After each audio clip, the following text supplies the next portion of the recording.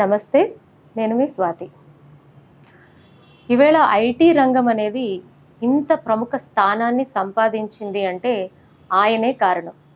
ఎంతోమంది ఐటీ రంగంలో ఉద్యోగాల్ని సంపాదించి ఎంతో అభివృద్ధిని చెందినటువంటి వారు ఈవేళ ఉన్నారు. ప్రపంచవ్యాప్తంగా కూడా ముఖ్యమైనటువంటి స్థానాల్లో ఉన్నారు అంటే ఆయనే కారణం. ఆయన ఒక విజనరీ అని ఇటువంటి మాటలు ఒక సైడ్ మనకు వినిపిస్తూ ఉంటాయి. అలాగే ఇంకొక వైపు ఆయన ఆంధ్రప్రదేశ్ రాష్ట్ర ప్రజలకి అన్యాయం చేశారు. ఎన్నో స్కామ్లలో ఈయన పాత్ర ఉంది. అలాగే ఈవేళ అమరావతి ఒక పరిస్థితి, అక్కడ రైతుల పరిస్థితికి కూడా ఈయనే కారణం అంటూ కొంతమంది వినిపిస్తూ ఉంటారు. అలాగే ఇప్పుడు ప్రజెంట్ ఆంధ్రప్రదేశ్ ఒక రూలింగ్ పార్టీ కూడా, ఆ పార్టీ ముఖ్యులు కూడా వీరిని ఇలాగే ఇటువంటి విషయాల మీద ప్రశ్నలు వేస్తూ ఉంటారు. ఇలాగ చేశారు అనేది దాన్ని ప్రూవ్ చేయడానికి ప్రయత్నిస్తూ ఉంటారు అని ఇంకొక వైపు వినిపిస్తూ ఉంటుంది. ఇవన్నీ చెప్పినప్పుడు మీకు అర్థమైపోయి ఉంటుంది మనము ఎవరి గురించి మాట్లాడుతున్నాము అని. గౌరవనీయులు ఇంతకుముందు ఆంధ్రప్రదేశ్ ముఖ్యమంత్రిగా వారి బాధ్యతల్ని నిర్వర్తించినటువంటి చంద్రబాబు నాయుడు గారు. చంద్రబాబు నాయుడు గారి గురించి మనం నిజానిజాలు తెలుసుకోవాలి అంటే వారితో చాలా దగ్గరగా ప్రయాణం చేసినటువంటి వారు, వారిని దగ్గరగా చూసినటువంటి వారు, వారి మంచి చెడు బాగా తెలిసినటువంటి వారు మాత్రమే మనతో ఆ నిజానిజాలు ఏంటో తెలియపరుస్తారు. అలాగే మనకి తెలుసుకునేటటువంటి అవకాశం ఉంది. అటువంటి ఒక ముఖ్య వ్యక్తి ఇవాళ మనతో ఉన్నారు. వారి గుమ్మడి గోపాలకృష్ణ గారు. వారితో మాట్లాడదాం. సార్ నమస్తే. నమస్కారం అండి. ఎలా ఉన్నారు సార్? బాగానే ఉన్నారా? మీకు బాలకృష్ణ గారు అంటే చాలా ఇష్టమా? బాలకృష్ణ గారు అంటే ఇష్టమా అంటే బాలకృష్ణ గారు అంటే ఎవరికి ఇష్టం ఉండదు. కాకపోతే నా అదృష్టం ఏంటంటే ఆయనతో కలిసి నేను నాటకాలు వేశాను. రంగస్థలం మీద అమెరికాలో తెలుగు భాష అంటే ఆయనకి విపరీతమైన గౌరవం.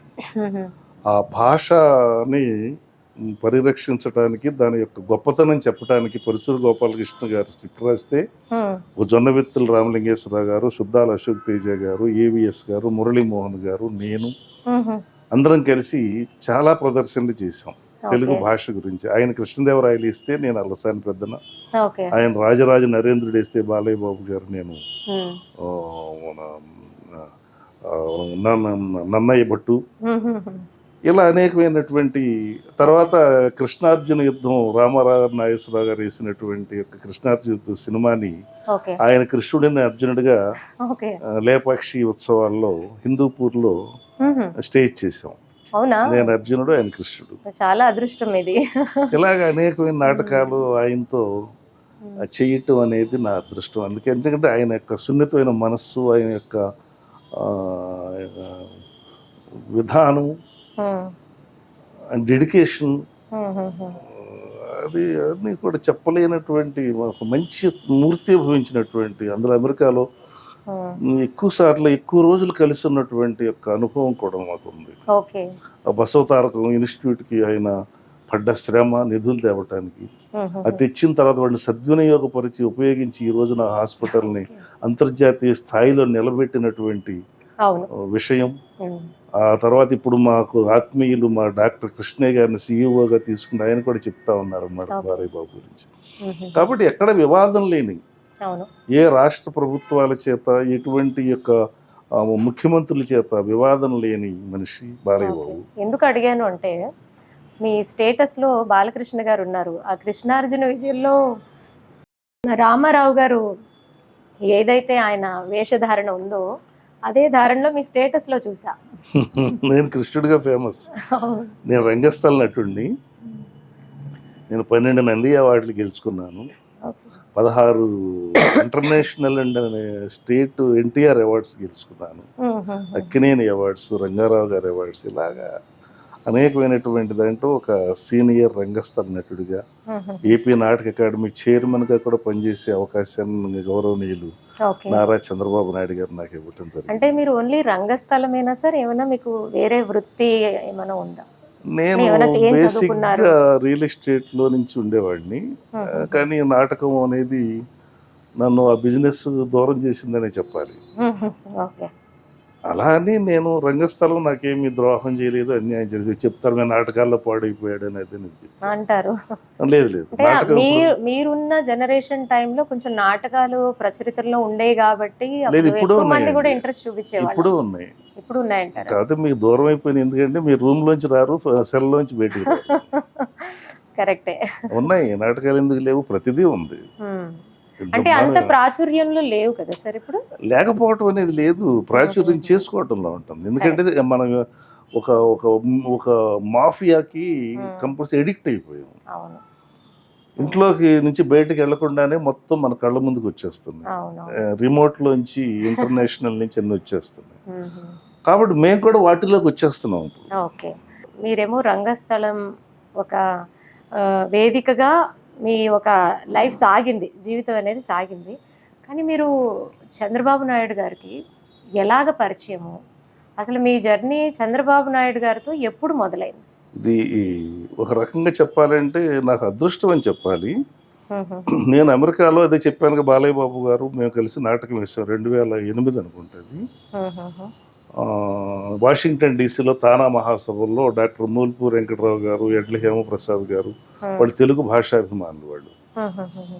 అటువంటి వాళ్ళు కల్చరల్ వింగ్లో ఉన్నప్పుడు మరి సతీష్ వేమన్ గారు, మరి బండ్ల హనుమయ్య గారు, వీళ్ళందరూ కూడా తెలుగు భాష మీద విపరీతమైనటువంటి ప్రేమ ఉంది. ఆ టైంలో బాలయ్య బాబుని తీసుకొచ్చి తెలుగులో మంచి నాటకం వేయాలి అనేటువంటి ఆలోచనకు నేను అక్కడే ఉన్నాను అప్పుడు. సరే, మూల్పూర్ వెంకటరావు గారికి బాలయ్య బాబు గారితో బాగా ఇది. ఆ సందర్భంగా నేను అక్కడ ఒక వారం రోజులు ఉన్నప్పుడు లోకేష్ బాబు అక్కడ చదువుకుంటున్నాడు. మనకి చందు సాంబశివరావు గారు అంతకుముందు నాసా సైంటిస్ట్, ఆయన వచ్చేసారు. చంద్రబాబు నాయుడు గారు ఆయన పొలిటికల్గా ఇక్కడ తీసుకొచ్చి సీట్ కూడా ఇచ్చారు అప్పుడు. ఆ తర్వాత ఆయన్ని కంప్లీట్గా అక్కడ ఉద్యోగం మానిపించుకోవడం పార్టీలోకి తీసుకొచ్చారు. అప్పుడు సతీష్ వేమన్ గారికి, చందు సాంబశివరావు గారికి, లోకేష్ బాబుకి బాగా స్నేహం ఉండేది. మీరు నెక్స్ట్ వీక్ బాబు వస్తున్నారు, మీరు ఇక్కడ ఉండండి అని అంటే, సరే అప్పుడు ఎన్టీఆర్ మీద లోకేష్ బాబుకి ఏదో చేయించాలి, ఎలా చేయిస్తే బాగుంటుందని ఆలోచన అతనికి ఉంది. అప్పుడు నన్ను అడిగితే నేను ఆడియో ఆల్బమ్ చేద్దాము, హరికథ బుర్రకథ ఇవన్నీ కూడా యాడ్ చేసి పద్యం, పాట, జానపదం అన్నిటిని మిక్స్ చేద్దాము, విజనరీగా. ఇప్పుడు సినిమా లాగా అంటే రామారావు గారిని ఇంకా సినిమాల్లో ఏం చూపిస్తాం, అమోఘమైన వేషాల్లో రోజు బతికే ఉంటాడు. కాకపోతే ఆడియో ఆల్బమ్ చేస్తే ఇది శ్రవ్యంగా బాగుంటుంది అని చెప్పేసి అంటే అది నచ్చింది ఆయనకి. నేను ఇండియా రాగానే వెంటనే చంద్రబాబు గారి నాయుడు గారి నుంచి కబుర్ వచ్చింది. కబుర్ వస్తే నేను ఫస్ట్ అడిగిన మాట,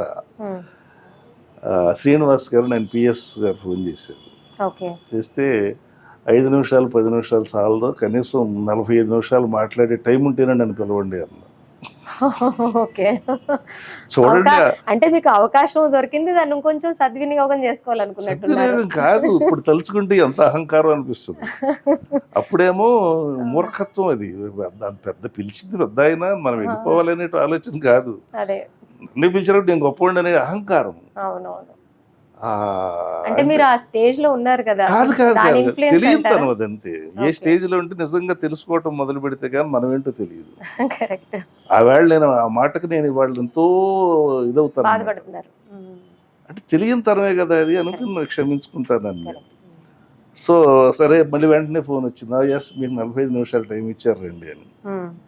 నేను వెళ్ళిన తర్వాత బాబు లోకేష్ బాబు ఫోన్ చేశాడు, చెప్పాడు ఇది మనం ఏం చేద్దాం, ఎలా చేద్దాం అంటే, మీరు ఫస్ట్ టైం కలవడం ఇలాగ నందమూరి రామాయణం అని ఎన్టీఆర్ గారి ఆల్బమ్ను సుద్దాల అశోక్ తేజ గారితో రాయించి,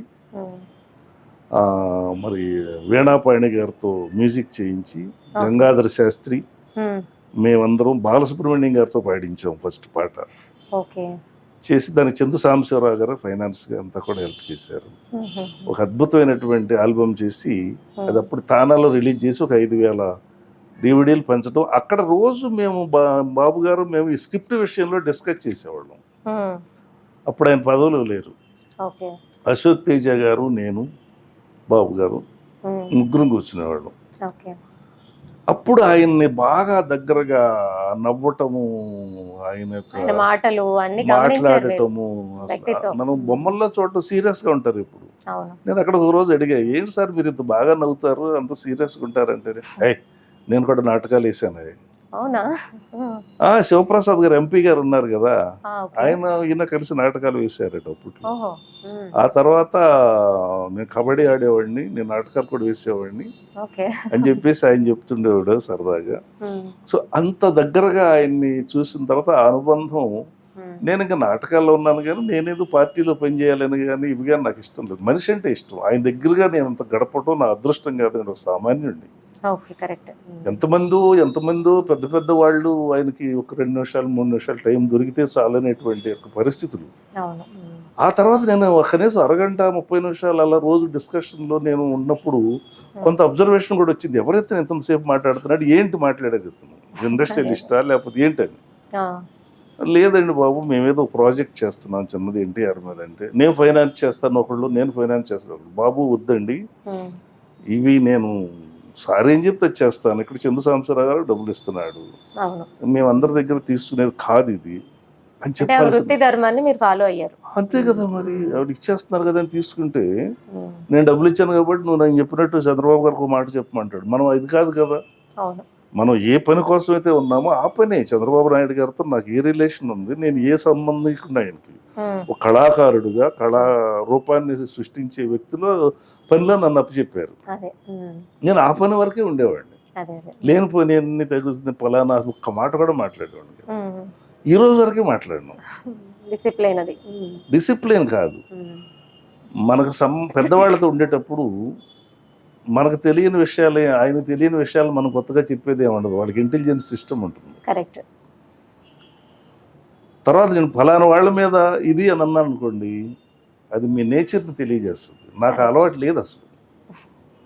ఎవరైనా తిట్టారనుకోండి, అవసరం మీద పోట్లాడతాను, కొడతాను, కానీ చంద్రబాబు గారికి నేను ఇలా జరిగిందండి నేను చెప్పను. నేను మనం ఆయన దగ్గర మీకోసం అది చేశానని చెప్పుకోవడం అది కరెక్ట్ కాదు. మనం చేస్తూ ఉంటే మన యొక్క కమిట్మెంట్ ఆయనకి తెలవకుండా ఉంటుందా? తెలవలేదు. ఇప్పుడు మనం ఆశించట్లేదుగా.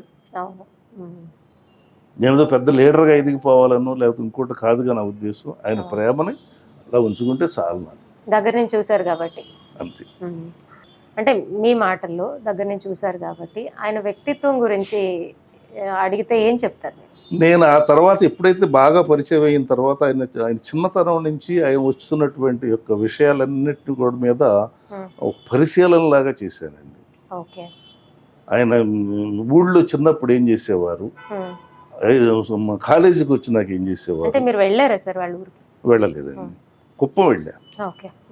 కుప్పంలో నేను 2 నాటకాలు ఆడి, అక్కడ ఉన్న వాళ్ళందరితో నాకు స్నేహం ఉంది. సో స్టడీ చేశాను నేను. ఆయన చిన్నప్పుడే ఆ ఊరికి రోడ్ లేకపోతే అందరినీ కూడగట్టి రోడ్డు వేయించడం దగ్గర నుంచి, వాళ్ళ ఊరికి నారావారిపల్లికి రోడ్ లేదు అసలు బిగినింగ్. ఆయన ఎలిమెంటరీ స్కూల్ టైంలోనే ఆయన అందరినీ కూడగట్టుకుని ఆయన ఒక రోడ్డు వేసిన పరిస్థితి అనమాట. హై స్కూల్లో కాలేజీకి వచ్చిన తర్వాత ఏమో చిన్న వయసులో అంటే లీడర్ క్వాలిటీస్, లీడర్స్ అంటారు కదా, నాయకత్వ లక్షణాలు చిన్నప్పటి నుంచి. ఇప్పుడు చిన్న రైతు అంటారు అందరూ, ప్రతి వాళ్ళు చిన్న రైతు. ఓబరాయ్ కూడా హోటల్లోనే పనిచేశాడని చెప్తారు. మరి ఓబరాయ్ హోటల్లో పనిచేసేవాడు ఇంత కోట్ల రూపాయలు ఇన్ని వరల్డ్ వైడ్గా ఉన్నటువంటి ధనవంతుడు ఎలా అయ్యాడు? అవును, దాని వెనక వాళ్ళ పరిశ్రమ, ఐడియాలజీ అన్ని ఉంటుంది. అంతేగాని దోచుకోవడం కాదు కదా. నిన్న ఎవరో ఒక రెడ్డి గారు, ఆయన ఒక రాజశేఖర రెడ్డి మీద సమర్పించినటువంటి ఎలక్షన్లో వాళ్ళ ఆస్తుల చట్టాన్ని బయట పెట్టాడు, సోషల్ మీడియాలో వచ్చింది. 2009లో ఏ ఆస్తి లేని జగన్మోహన్ రెడ్డి మళ్ళీ తర్వాత ఎలక్షన్కి వచ్చేసరికి కొన్ని వందల, ఒక 130 కోట్లు ఎంతో, 30 కోట్లు ఏదో సంథింగ్ కోట్లలోనే ఇన్కమ్ ట్యాక్స్ పే చేశాడు. అది మిరాకిల్. ఒకప్పుడు ఆస్తి ఏం లేదని తండ్రి డిక్లేర్ చేసిన తర్వాత ఇది గ్రాడ్యువల్గా పెరుక్కుంటూ వచ్చినటువంటి చంద్రబాబు నాయుడు గారు ఆస్తులు విలువ పెరుగుతుంది కదా తర్వాత. సరే అటు జోలికి మనం వెళ్ళకపోతే ఎవరికి ఉండేవన్నీ వాళ్ళకి ఉంటాయి. చంద్రబాబు గారు తిరుపతి కాలేజ్లో యూత్ లీడర్గా కూడా చాలా స్టూడెంట్స్ లీడర్గా యాక్టివ్గా పనిచేస్తారు. ఉండేవారు అని అంటే ఏంటి సార్ ఆ సమయంలో ఎటువంటి సిచ్యుయేషన్ ఉండేది, ఎలాగైనా పోరాడేవారు, ఏమైనా తెలుసా మీకు? నేను వినటం వాళ్ళ స్నేహితుల ద్వారా ఆయన క్లాస్మేట్స్ కొంతమంది మాకు కొంచెం పరిచయస్తున్నారు. ఓకే. ఆయన చిన్నప్పుడు ఎలా ఉండేవారు ఏంటనే దాని మీద మేము అడగటం ఇంట్రెస్ట్ ఉంటాయి కదా, ఆయన మహానాయకుడు కదా, ఆయన కామన్, ఎవరైనా మనకి ఇష్టమైనప్పుడు తెలుసుకోవడానికి స్ఫూర్తిదాయకమైన వ్యక్తి.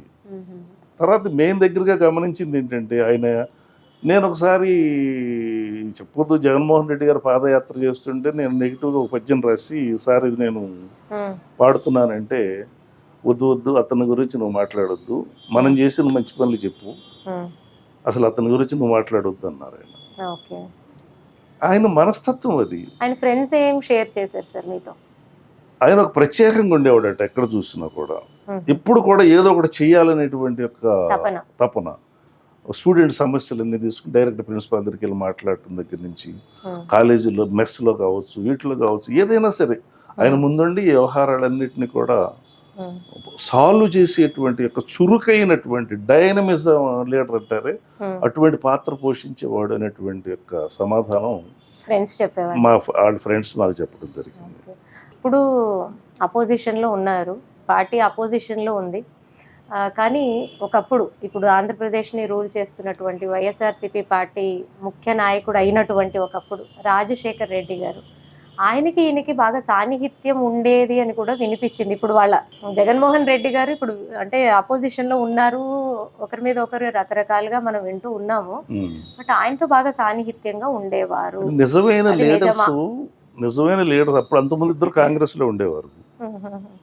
తర్వాత రాయలసీమ ప్రాంతానికి చెందిన వాళ్ళు. ఈయన డాక్టర్ చదువుకున్నా, ఆయన డిగ్రీ చదువుకున్నా, పార్టీలో వాళ్ళిద్దరికి కలిసింది. తర్వాత మనకి ఆయన సీనియర్ లీడర్ ఒక ఆయన ఉండేవారు, ఇప్పుడు హనుమంతరావు గారు ఉన్నారు కదా, కాంగ్రెస్ లీడరు. ఆయన కూడా చెప్తాడు, వాళ్ళిద్దరూ నైట్ టైం మాట్లాడుకుంటారు, చాలా ఫ్రెండ్స్ వాళ్ళు, ఒకే మంచం ఒకే కంచం అంత ఫ్రెండ్స్ అన్నట్టుగా చెప్పేవాడు అనమాట వాళ్ళు.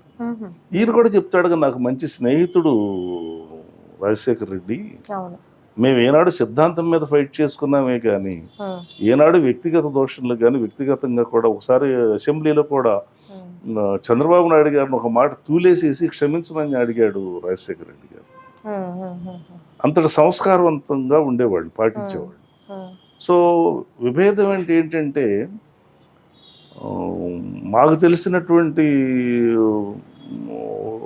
విభేదం అంటే పొలిటికల్గా ప్రజలకు సేవ చేయాలి అనే విధానం మీద ఉండేటువంటి డిఫరెన్సెసే కానీ వ్యక్తిగతమైనటువంటి విభేదాలే ఉండేవి కాదు. ఇప్పుడు ఆయన ఇల్లు అమ్ముకోవటానికి నాకు పర్మిషన్ ఇప్పించమంటే ఈయన చేసి పెట్టాడని చెప్తారు చంద్రబాబు నాయుడు గారు.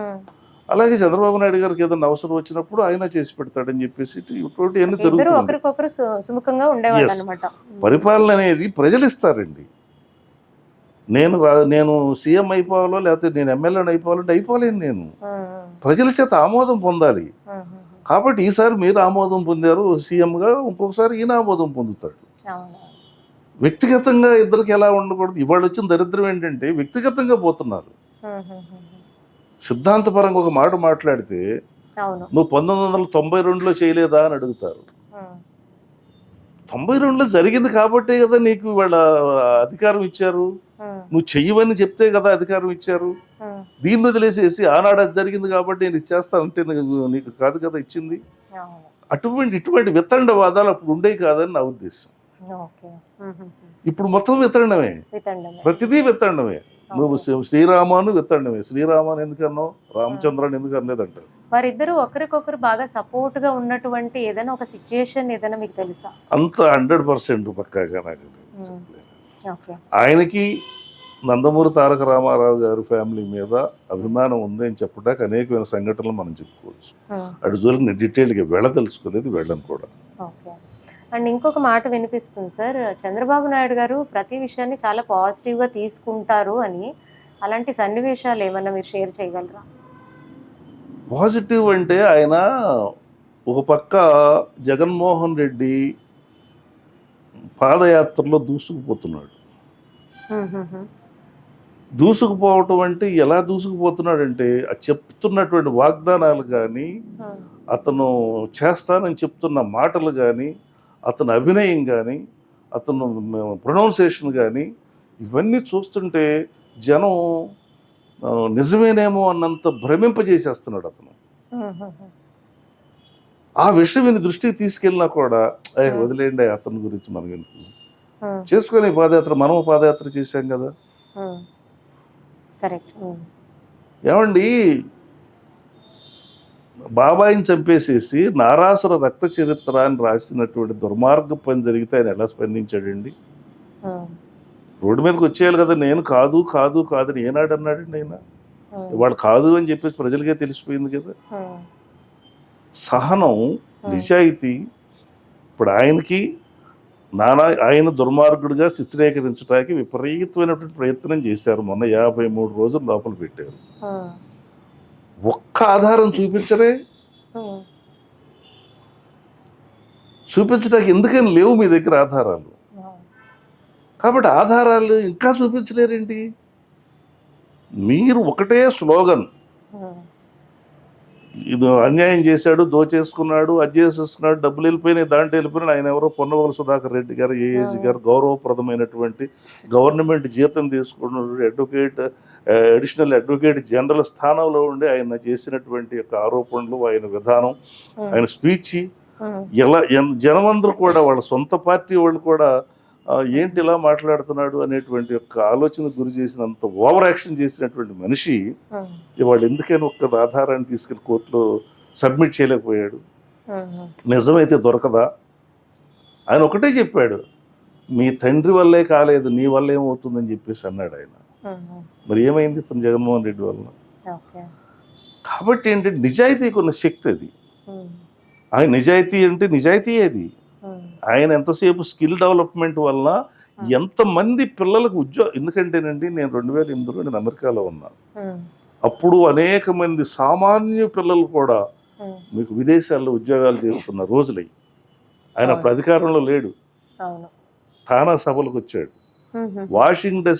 వాషింగ్టన్ DC ఎయిర్పోర్ట్ నుంచి ఈ కులం ఆ కులం అని లేకుండా అక్కడున్న సాఫ్ట్వేర్ ఉద్యోగులంతా సైకిళ్ళు వేసుకుని, మరి ఎల్లో బన్నీలు, ఎల్లో నిక్కర్లు ధరించి, టోపీలు పెట్టుకుని ట్రాఫిక్ ఆపేసి సైకిల్ ర్యాలీగా తీసుకొచ్చారు ఆయన్ని. ఇది నేను కళ్ళారా చూసినటువంటి సంగతి. ఇది ఎవరో చెప్తే విన్నది కదా. నేను అక్కడ ఉన్నాను, నన్ను క్వశ్చన్ చేసేవాళ్ళు ఎవరైనా సరే, నేను ఐ విల్ ప్రూవ్ ఇట్. ఆ ఫోటోగ్రాఫ్స్ కూడా నేను ప్రజెంట్ చేస్తా కావాలంటే. ఎందుకని? ఇంతమందికి మాకు అన్నం పెట్టిన మహానుభావుడని. ఆయనేం అడగల, నేను వస్తాను మీరు సైకిల్ ర్యాలీ చేయండి నేను అడగల. అమెరికాలో ఎవడు పట్టించుకుంటాడు చేయమని? మరి అటువంటి యొక్క మనిషి ఆయనకి ఏం చేసింది? 53 రోజులు పనిష్మెంట్ లాగా ఈయన చేసినటువంటిది అప్పుడు ప్రతివాడిని తట్టి లేపింది. రే, నీకింత హెల్ప్ చేస్తే, నువ్వు ఆ మహానుభావుడిని లోపలేస్తే నువ్వు ఇంట్లో కూర్చుంటావా? నువ్వు తినే అన్నం నీకు అరుగుతుందా అని ఆత్మసాక్షి కొట్టింది. అదే మన గచ్చిబౌలి స్టేడియంలో ప్రభంజనం అయిపోయి అందరిని కదిపేసి ఆయన యొక్క నిజాయితీ ఒక అగ్నిలాగా. తెలంగాణ గవర్నమెంట్ విరోధించినా కూడా ఆ కార్యక్రమాన్ని ఎవరు ఆపలేరండి, ఆపలేకపోయారు. జనం అనేది ప్రపంచం. జనం ఎప్పుడైతే కదిలారో ఆ జనం యొక్క శక్తికి ఎవరు ఆగలేరు. మనం అడ్డుకట్ట వేయలేము, అభిమానానికి అడ్డుకట్ట వేయలేము. ఎంతమంది పోలీసులు ఉంటారు, ఎంతమందిని ఆపుతారు? కాబట్టి అది ఆయన శక్తి. అక్కడ అనుకుందాం. తర్వాత ఏంటండి, ఆయన బెయిల్ వచ్చిన తర్వాత ఆయన అక్కడి నుంచి ఇక్కడ తీసుకురావడానికి ఎంత టైం పట్టిందండి? 14 గంటలు అలసిపోయి అలాగే ఆయన మీద ఉండే అభిమానం అక్కడ తెలుస్తుంది. మరి రోడ్ల మీద పడుకున్నారు ఆయన చూస్తే చాలని. అది అసలు అది ఎవరికి దక్కింది చెప్పండి? ఎవరికి దక్కుతుంది, ఎవరికి దక్కింది ఆ క్రెడిట్? అది ప్రజలు ఆలోచించారు కాబట్టి అటువంటిది ఇచ్చారు. నిజమే. అంటే ఫైనల్ జడ్జిమెంట్ ఇవ్వాల్సిన వాళ్ళు అది ఏదన్నా కూడా సత్యాన్ని అంటే మనం వాయిస్ తీసుకుని రైస్ చేసి చెప్పాల్సింది ప్రజలే కదా సార్, నాయకుడు విషయంలో. మనం అక్కడే తెలిసిపోతుంది అంటే మనం ఎవరు అబద్ధానికి శక్తి ఏంటంటేనండి ప్రచారం తొందరగా అవుతుంది. అవును. ఒక మనిషి యొక్క మంచితనం మంచివాడు అంటే అంటారు పట్టించుకోరు. 70 ఏళ్ళు వచ్చినాయి ఫలానా అమ్మాయిని వేసుకుని తిరుగుతున్నాడు అనండి, మోటార్ సైకిల్ ఒక అమ్మాయిని కూర్చోబెట్టుకుని వెళ్ళాడని చెప్పండి, ఈ వార్త విపరీతంగా స్ప్రెడ్ అయిపోతుంది. ఆ తర్వాత కాదు వాళ్ళు మనవరాలంటారా అన్నప్పుడు ఓహో మనవరాలంటలేరా మంచోడు. కాబట్టి మంచికి ఉన్నటువంటి ఇదేమో నిజాయితీగా అది చిరకాలం ప్రకాశిస్తూ ఉంటుంది. ఈ అబద్ధం అలా ప్రయాణం చేసి పడిపోతుంది. అంటే మీలాంటి వాళ్ళు మాలాంటి వాళ్ళు చెప్పేదానికన్నా ఇలాంటివి జరిగినప్పుడే ఆ నిజం అనేది ఇంకా పెద్ద ఎత్తున స్ప్రెడ్ అవుతుంది కదా. జరగాలని కోరుకోకూడదండి. ఎందుకు కోరుకోకూడదండి, ఆయన వయస్సు కోఆపరేట్ చేయదు. శక్తివంతుడు కాబట్టి, ఆయన యోగ శక్తివంతుడు కాబట్టి, దైవబల శక్తి సంపన్నుడు కాబట్టి, ఆ తిరుపతి వెంకటేశ్వర స్వామి దగ్గర ఉన్నప్పుడు మైన్స్ కూడా ఆయన ఏం చేయలేని పరిస్థితి ఏంటో తెలుసా, అది స్వామి అనుగ్రహం అది. అందుకే నేను ఒక పద్యం రాసే అప్పుడు, కారణ జన్ముడుగాననే తిరుమలాధీశుడు కాపాడి దిష్టి తీసే, కారణ జన్ముడు చంద్రన్న కర్మయోగి అలసటన్నది ఎరుగని అమృతమూర్తి, కృష్ణరాయల వారస కృషి వలుండ జాతి మరువదు నీ సేవ చరిత పురుష.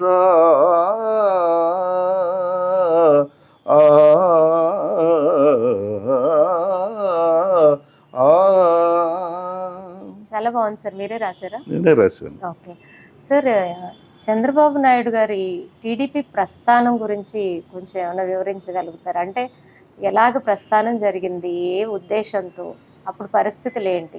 చంద్రబాబు నాయుడు గారు కాంగ్రెస్లో ఉండగా ఆయన మినిస్టర్గా పనిచేశాడు. అవును. ఆ విశ్వాసంతో ఆయన రామారావు గారి మీదే పోటీ చేస్తారన్న మాట కూడా వాస్తవమే. కానీ ప్రజలు అఖండమైనటువంటి తీర్పునిచ్చారు ఎన్టీ రామారావు గారు. అవును. ఆ సందర్భంలో కాంగ్రెస్ని చీకొట్టారు, నిజం గ్రహించారు. మామగారికి సహాయం కావాలి, పొలిటికల్ ఎక్స్పీరియన్స్డ్ ఒక సొంత మనిషి కావాల్సింది. ఇప్పటికీ కూడా ప్రజల్లో వినిపిస్తుంటుంది కదా సార్, ఆయన అంటే వారసులు ఉన్నప్పుడు ఈయనకి ఎందుకు అవకాశం ఇచ్చారండి? ఇలాంటి ప్రశ్నలు చెలరేగుతున్నాయి కాబట్టి దీని గురించి కూడా ఏమన్నా కొంచెం వివరంగా చెప్తే. వారసులు ఎక్కడున్నారు? రాజకీయాల్లో లేరు. రామారావు గారే ఫస్ట్ టైం ఎంటర్ అయ్యారు రాజకీయాల్లోకి. రామారావు గారు పిల్లలు కానీ వాళ్ళ యొక్క ఫ్యామిలీ నుంచి కానీ ఎవరు కూడా రాజకీయాల్లోకి లేరు. అంటే ఈ నిజాలు ప్రజలకు తెలవాలనే ఉద్దేశంతోనే. అందుకని రామారావు గారికి ఇప్పుడు కొంతమంది వేరే వాళ్ళు ఉండేవాళ్ళు, సలహాదారులుగా ఉన్నారు, చాలా మంది మంచి మంచి వాళ్ళు ఉన్నారు. నా అదృష్టం ఏంటంటే గోటేటి రామచంద్రరావు గారు అని చెప్పేసి మా గురువు గారుగా, నేను కళాకారుడుగా నాకు చాలా మంచి పెద్ద జ్ఞానం ఆయన దగ్గర 13 సంవత్సరాలు ఓఎస్డీగా పనిచేశాను. అందుకని నాకు కొంచెం నేను రెగ్యులర్గా 13వ రోడ్ నెంబర్ 13కి వెళ్ళేవాడిని అప్పుడప్పుడు. మా గురువు గారిని కలవటానికి వెళ్ళేవాడిని. సో ఆయన మాకు అనేక విషయాలు చెప్పేవారు. రామారావు గారికి ఆ పొలిటికల్ సపోర్ట్కి అల్లుడు గారు వచ్చాడు. అల్లుడు కడు స్వతంత్రుడు అన్నారు. ఇప్పుడు అల్లుడు గారు వచ్చారండి, నేను మామయ్య గారు నేను సేవ చేస్తాకు వచ్చానన్నారు. కాదంటారా? కాదని వాళ్ళు ఎవరినైనా చెప్పమానండి, ఎవరైనా వద్దు నువ్వు వెళ్ళిపో అన్న మామగారిని చెప్పమానండి, చెప్పరు. కానీ ఆయన సిన్సియర్గా మొత్తం భుజాన్ని వేసుకుని ఎన్టీ రామారావు గారికి రైట్ హ్యాండ్ లెఫ్ట్ హ్యాండ్ అన్నీ ఆయన పనిచేశాడు. దానికి నిదర్శనం మరి నాదేళ్ల భాస్కరరావు గారు వెన్నుపోటు ప్రహసనం. మరి ఆయన గవర్నమెంట్ లాగేసుకున్నాడు కదా, రామారావు గారి మీద అవిశ్వాస తీర్మానం పెట్టేసి గవర్నమెంట్ లాగేసుకుని అప్పుడు రామ్లాల్ అనేటువంటి యొక్క గవర్నరు నాదేళ్ల భాస్కరరావు గారిని సీఎంగా చేసేసి పదవి ఇచ్చేశారు ఇందిరాగాంధీ గారి పైన ఉన్నప్పుడు. వెంటనే రాష్ట్రం అంతా అట్టుడికిపోయింది. సీఎం కాన్వాయ్ని కూడా రాళ్ళేసి కొట్టిన వాళ్ళు నేను ఉన్న కృష్ణానగర్లో, జూబ్లీ హిల్స్ ఆర్ఎండ్ వెళ్తుంటే అక్కడ కృష్ణానగర్లో అప్పుడు కృష్ణానగర్ ఇన్ని రోడ్లు లేవు, ఏమీ లేవు, కంకర రోడ్లు కంకర రాళ్లతో ఉండేది. రాళ్ళు ఇసిరి కొట్టిన వాళ్ళలో నేను ఉన్నాను. ఇవాళ నేను చెప్పగలను. అంటే అంత మాకేమీ తెలియదు అప్పుడు, మేము పార్టీలోనూ లేము. రామారావు గారి మీద ఉన్న ప్రేమ అసలు ఎందుకు ఆయన అలా చేశాడు సార్? పొలిటికల్ అవన్నీ కరెక్ట్గా ఏమైనా కారణాలు ఎవరి అవకాశం ఉంటే వాళ్ళు వెళ్ళిపోతారు. మళ్ళీ నెల రోజుల్లోనే మళ్ళీ రామారావు గారికి అధికారం వచ్చేటానికి వాళ్ళు చేసిన కృషి, చంద్రబాబు నాయుడు గారు ఆయన ఎంతో మందిని బ్రతిమలాడి బామాలి, వాళ్ళకి ఎన్నెన్నో కష్టాలన్నీ బట్టి వాళ్ళ కోరికలన్నీ తీర్చి ఆ హోటల్స్లో పెట్టి ఆ ఎమ్మెల్యేలను అందరినీ కాపాడి అన్నీ చేసి మళ్ళీ రామారావు గారికి పదవి వచ్చే వరకు విశ్రమించకుండా పనిచేసిన వ్యక్తి చంద్రబాబు నాయుడు గారు అనే విషయం పొలిటికల్గా అందరికీ తెలుసు.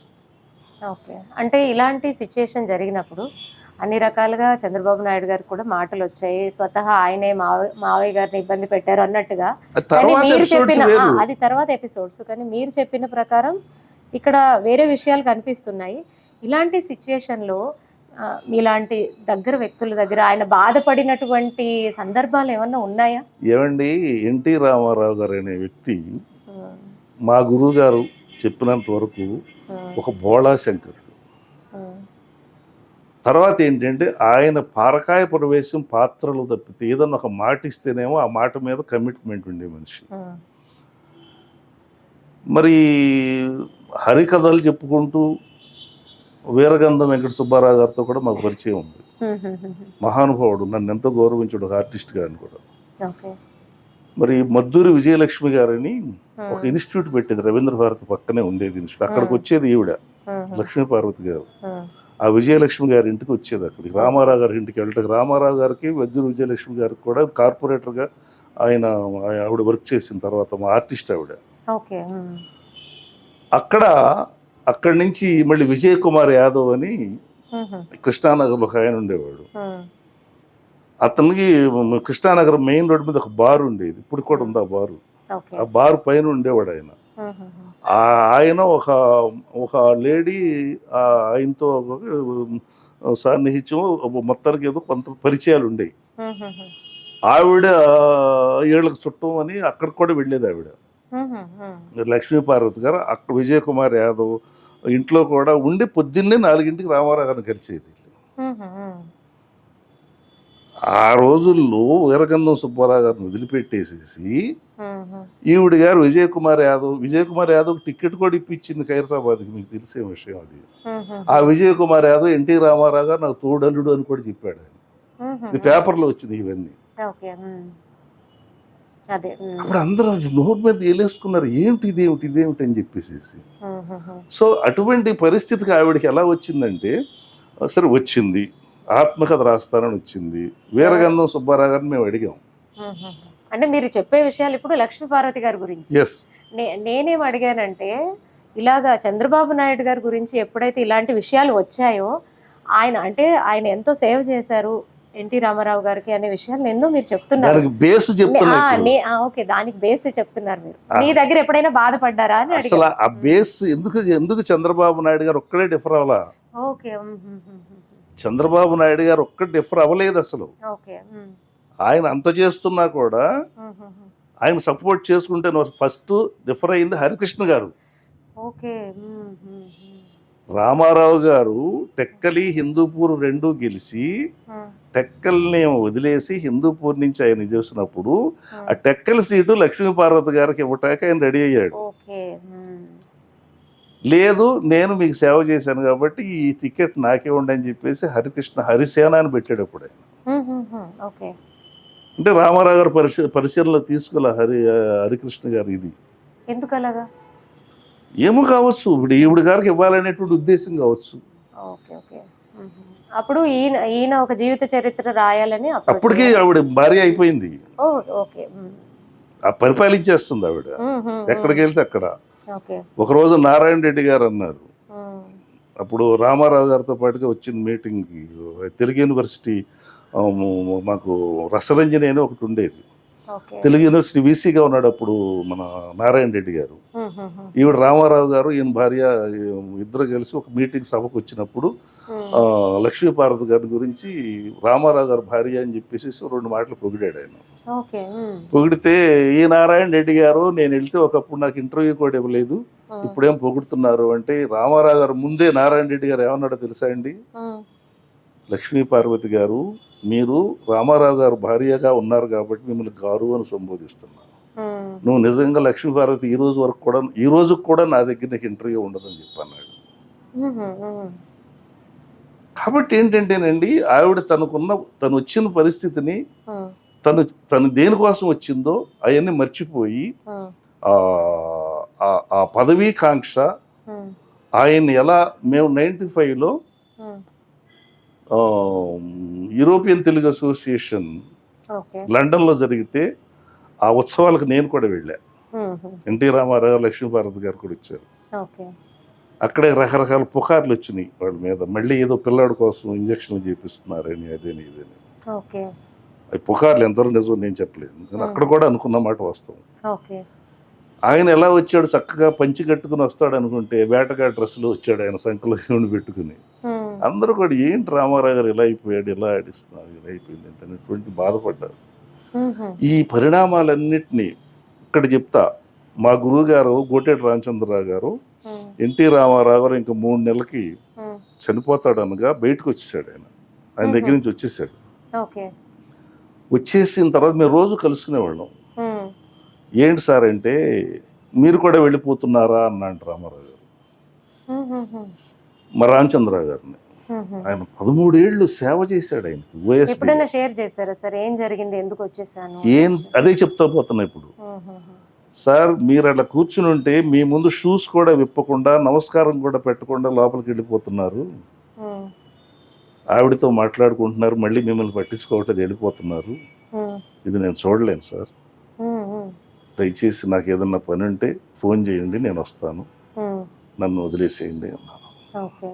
ఇది చనిపోయిన ఆయన మా గురువు గారు రామచంద్రరావు గారి మీద ప్రమాణం చేసి చెప్తున్న మాట నేను. అంటే రామారావు గారినే పట్టించుకోకుండా వెళ్ళిపోయి ఆవిడతో మంతనాలు జరిపోయేంత ఎదిగిపోయారంటే ఆవిడ వచ్చింది దీనికోసమేనా? అది అయిపోయింది అనుకుందామండి. దాన్ని అరికట్టాల్సిన బాధ్యత లేదా మరి వాళ్ళకి? ఉందా లేదా చెప్పండి.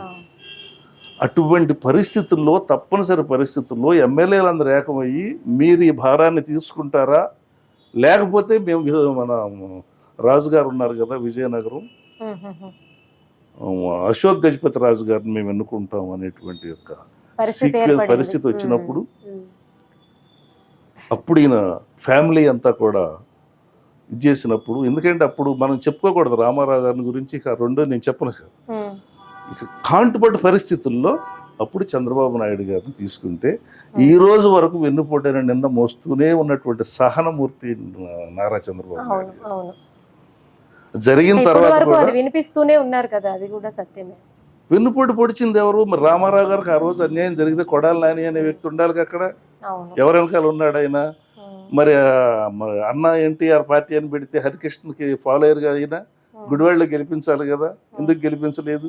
ఎందుకు మోసం చేశారు సార్ కొడాలి నాని గారు? మరి 2004లో వచ్చేసి చంద్రబాబు నాయుడు గారి దగ్గర బీఫామ్ తీసుకుని చంద్రబాబు వెన్నుపోటు పొడిచాడు. అప్పటికి చంద్రబాబు నాయుడు గారు ఆయన దగ్గర బీఫామ్ తీసుకుని ఎమ్మెల్యే అయ్యాడు కదా, మరి వెన్నుపోటు ఎవరు పొడిచినట్టు?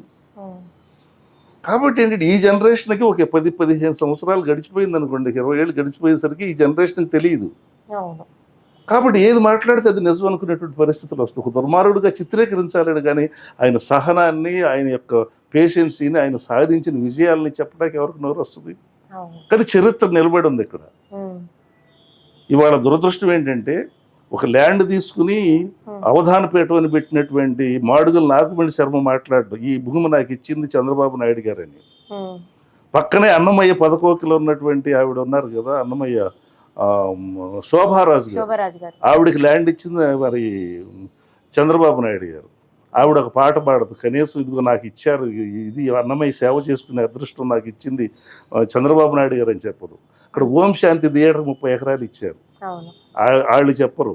పుల్లెల గోపీచంద్ అకాడమీకి ల్యాండ్ ఇచ్చారు, వాళ్ళు చెప్పరు. ఎందుకని చెప్పరండి? మీ బాధ్యత మీకు ఇచ్చింది, కనీసం మాట కూడా చెప్పరా? అంటే ఇక్కడ తెలుస్తుంది చూడండి, ఆయనకి కళలు, స్పోర్ట్స్ అంటే చాలా ఇంట్రెస్ట్. నేను ఆడేవాడిని అని ఇందాక మీరు చెప్పారు. సో దాని ఒక ఇంట్రెస్టే ఇక్కడ వీళ్ళందరికీ అవకాశం కలిగిందంటారా? ఇంత భూములు ఇవాడు కోట్లాది ఖరీదు గల భూములు అవి మాదాపూర్ సెంటర్లో ఉన్నాయి, అవి వర్టెక్ సిటీలో. ఫైనాన్షియల్ డిస్ట్రిక్ట్ అంటారు. మరి ఇటువంటి ఇవన్నీ ఇచ్చింది ఎవరు? ఇవాళ ఇంత బిల్డింగ్లు కట్టడానికి ల్యాండ్ ఇచ్చింది ఎవరు? ఆయన కాకపోవచ్చు, గవర్నమెంట్ అవ్వచ్చు. తర్వాత ఎవరు తీసుకోలేకపోయారే? గవర్నమెంట్ ల్యాండ్సే తర్వాత ఎవరూ తీసుకోలేకపోయారు ఎందుకు. మొన్న అమ్మాయి ఎవరో షటిల్లో తీసుకొచ్చింది, ఆ అమ్మాయి కూడా అకాడమీకి ఇస్తా ఉన్నారు, ఏది ఇచ్చారా? మీ చరిత్ర తీసుకోండి, ఎవరికన్నా ఒక్క సెంటు భూమి తర్వాత ఆర్ట్స్కి కానీ స్పోర్ట్స్కి కానీ ఎవరికన్నా ఎప్పుడన్నా ఏ సీఎం అని ఇచ్చిన చరిత్ర చెప్పండి నాకు. కాబట్టి ఏంటంటే ఇవన్నీ ఫ్యాక్ట్స్ కాబట్టి అవి కనపడి అవి మనకు చెప్తూ ఉంటాయి. చంద్రబాబు నాయుడు గారు ఏం చేశాడనేది ఆ చేసిన గ్రాఫిక్స్ అన్నావు, ఆ గ్రాఫిక్స్ అయితే పైనుంచి నడిచేళ్ళు గ్రాఫిక్ మీదుగా నడిచేళ్ళు అమరావతి. అసెంబ్లీలో ఎందుకు కూర్చున్నావు? సెక్రటరియట్లో కూర్చుని ఎందుకు నిర్ణయాలు చేస్తున్నావు? మరి నువ్వు ఇంకొక బిల్డింగ్ ఎందుకు కట్టలేదు? మరి కావాలి కదండి. ప్రజలు పిచ్చోళ్ళు. ప్రజలకు ఆయన ఇచ్చినప్పుడేమో ఆయన పథకాలు సంపూర్ణంగా ఇచ్చాడు. 2000 రూపాయలు పెన్షన్ చేసింది ఎవరు? అసలు 200 రూపాయలు ఫస్ట్ ఉన్నది ఎన్టీ రామారావు గారు పెన్షన్ ఇవ్వాలి అనే ఆలోచన పెట్టింది ఆయన. ఆ పెన్షన్ 500 చేసింది చంద్రబాబు నాయుడు గారు. 500 నుంచి మళ్ళీ 1500 చేసింది చంద్రబాబు నాయుడు గారు. 1500 నుంచి మళ్ళీ వెంటనే 2000 చేసింది చంద్రబాబు నాయుడు గారు. మళ్ళీ నెక్స్ట్ ఎలక్షన్కి 3000 చేద్దామనేసరికి ఈయన వచ్చాడు. ఈయన వచ్చేసాడు 2000ని పెంచుకుంటూ ఇది దిగిపోయే ముందు 3000 ఇస్తుంటే ఎవరో ఒక ముసలంతో మాట్లాడిస్తున్నారండి. ఆ ముసలం మాట్లాడుతుంది సోషల్ మీడియాలో. అమ్మో, నాకు ఇంటికి వచ్చి తలుపు తట్టి, అంటే బ్యాంకులో వేస్తే ఇంటికి ఇచ్చినట్టు కాదండి, ఇంటికి ఇచ్చేవాడు దాంట్లో 100 రూపాయలు తీసుకుంటే సమ్మగా ఉంటుంది, బ్యాంకులో అయితే మొత్తం డబ్బులు పడిపోతాయి. 2000 రూపాయలు ఇచ్చినప్పుడు రేట్లు ఎలా ఉన్నాయి, ఇవాళ 3000 ఇస్తుంటే ఇవాళ రేట్లు ఎంత ఉన్నాయి, ఇవన్నీ ఆలోచించాలి కదా. ఇవి ఇచ్చింది ఎవరు అడిగారని ఇచ్చారు? ఆయన కష్టం తెలుసుకుని పెరిగే ధరలకు అనుకూలంగా వీళ్ళు కూడా బాగుండాలనే ఉద్దేశంతో ఇవ్వటమే కదా. ఎవరైనా ధర్నాలు చేశారా మాకు ఈ రేట్లు పెంచమని? ఉద్యమం ఎవరైనా చేశారా? లేదే. ఆయన వాలంటరీగా పెంచాడు కాబట్టి విలువ లేకుండా పోయిందా? ఈయన పెంచుకుంటూ పోతాను, నెలకు ఒక సంవత్సరానికి ఒక 100 పెంచుతుంటే ఈయన దేవుడు అయ్యాడా? పోనే ఇచ్చాడు. అప్పుడు ఆయన ఇచ్చినప్పుడు రోజా గారు ఏం మాట్లాడింది? ఖర్జూర్ నాయుడు గారు ఆస్తి అమ్మిచ్చాడా? ప్రతి పథకానికి వీళ్ళు పేరు పెట్టుకుంటున్నాడు, తర్వాత ఎవరు ఈయన పేరు కూడా పెట్టరైనా ఈయన ఇష్టమైన విమర్శలు చేశారు. ఇప్పుడు ఎవరు సొమ్మిస్తున్నారండి? ఏదైనా ప్రజలదే కదా. మనం మాట్లాడేటప్పుడు మళ్ళీ మనకే తగులుతుందని లేకుండా ఏదో ఒకటి మాట్లాడేసేయటం అనేది, ఇది ఏం జరుగుతుందండి? సోషల్ మీడియా వచ్చిన తర్వాత ఒక వికృత భావాలు, ఒక నెగిటివ్ సెన్సెస్ ప్రతి పల్లెటూరులో అన్ఎడ్యుకేటెడ్ పీపుల్లో పాపం మంచిగా కలిసి ఉండలేని పరిస్థితులు క్రియేట్ చేస్తున్నాయి. ఇవన్నీ సమాజంకి ఏమైపోతుందంటే చాలా భయంకరమైన పరిస్థితుల్లో ఉంది. అసలు కొడాలి నాని గారు ఎన్టీఆర్ గారిని ఎందుకు మోసం చేశారు? మీకు తెలిసిన విషయం ఏంటి? నేను విన్న విషయం అండి, నాకు 100% తెలిసిన విషయం కాదు. హరికృష్ణ అనుచరుడుగానే అతని గుర్తింపు. హరికృష్ణ గారు ఆయన చాలా బాగా ఉంటారనేటువంటిది తెలుసు. అతను ఉన్నంతలో ఇప్పుడు కొడాలి నాని గారి గురించి మాట్లాడాలంటే కొంచెం కష్టం, కానీ అప్పుడు కొడాలి నాని గారు అంటే మంచి క్రేజ్ ఉండేది, కమిట్మెంట్, మనిషి రియల్ వర్కర్గా మేము విన్నాం. ఇప్పుడు ఆయన గురించి మాట్లాడుకోవటం నాకైతే ఇష్టం లేదు. దయచేసి డీప్గా నాకు తెలియదు అసలు ఆయన ఎందుకు వెళ్ళిపోయాడు అనేటువంటి విషయం తెలుసు, కానీ ఎందుకు వెళ్ళాడు అనేటువంటిది ఆ డీప్ కారణం తెలియదు. చంద్రబాబు నాయుడు గారు అప్పుడు ఫైల్లో ఉన్నారు. ఆ చంద్రబాబు నాయుడు గారిని పట్టుకుంటే టికెట్ వస్తుందని ఆశ కావచ్చు, హరికృష్ణ గారిని జనం ఆదరించట్లేదు కాబట్టి అది గ్రహింపు కావచ్చు, రామారావు గారు ఇంకా ఏముంది, ఇంకా ఆయన పదవి లేదు ఏమీ లేవు కాబట్టి ఇంకా ఆయన పట్టుకుంటే ఏమొస్తుంది అనేటువంటి ఆలోచన కావచ్చు. యువకుడుగా ఉన్నప్పుడు ఎదగాలని ఉంటుంది కదా. ఇప్పుడు ఎదగాలంటే పొజిషన్లో ఉన్న వ్యక్తి దగ్గరికే ఉండాలిగా. ఇప్పుడు ఆ రోజున రామారావు గారితో ఉన్నప్పుడు అనేక మంది చంద్రబాబు గారు పక్కకు వచ్చారు. ఆ రోజు దాడి వీరభద్రరావు గారు కూడా మన గురువు గారు రామచంద్రరావు గారికి రోజు మేము తెలుగు లలిత కళా తరుణంలో కలుస్తూ ఉండేవాళ్ళం.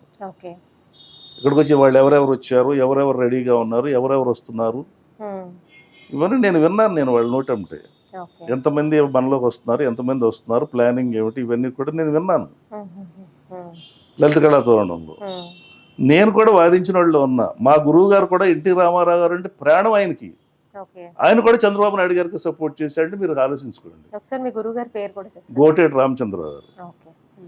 ఆయన కూడా 13 సంవత్సరాలు రామారావు గారితో ఉండి రామారావు గారు చనిపోయేంత వరకు కూడా ఆయనతో ఉన్నటువంటి వ్యక్తి కూడా ఆ రోజున చంద్రబాబు నాయుడు గారికి పెత్తనం ఇవ్వటానికి సహకరించాడంటే మీరు అర్థం చేసుకోండి.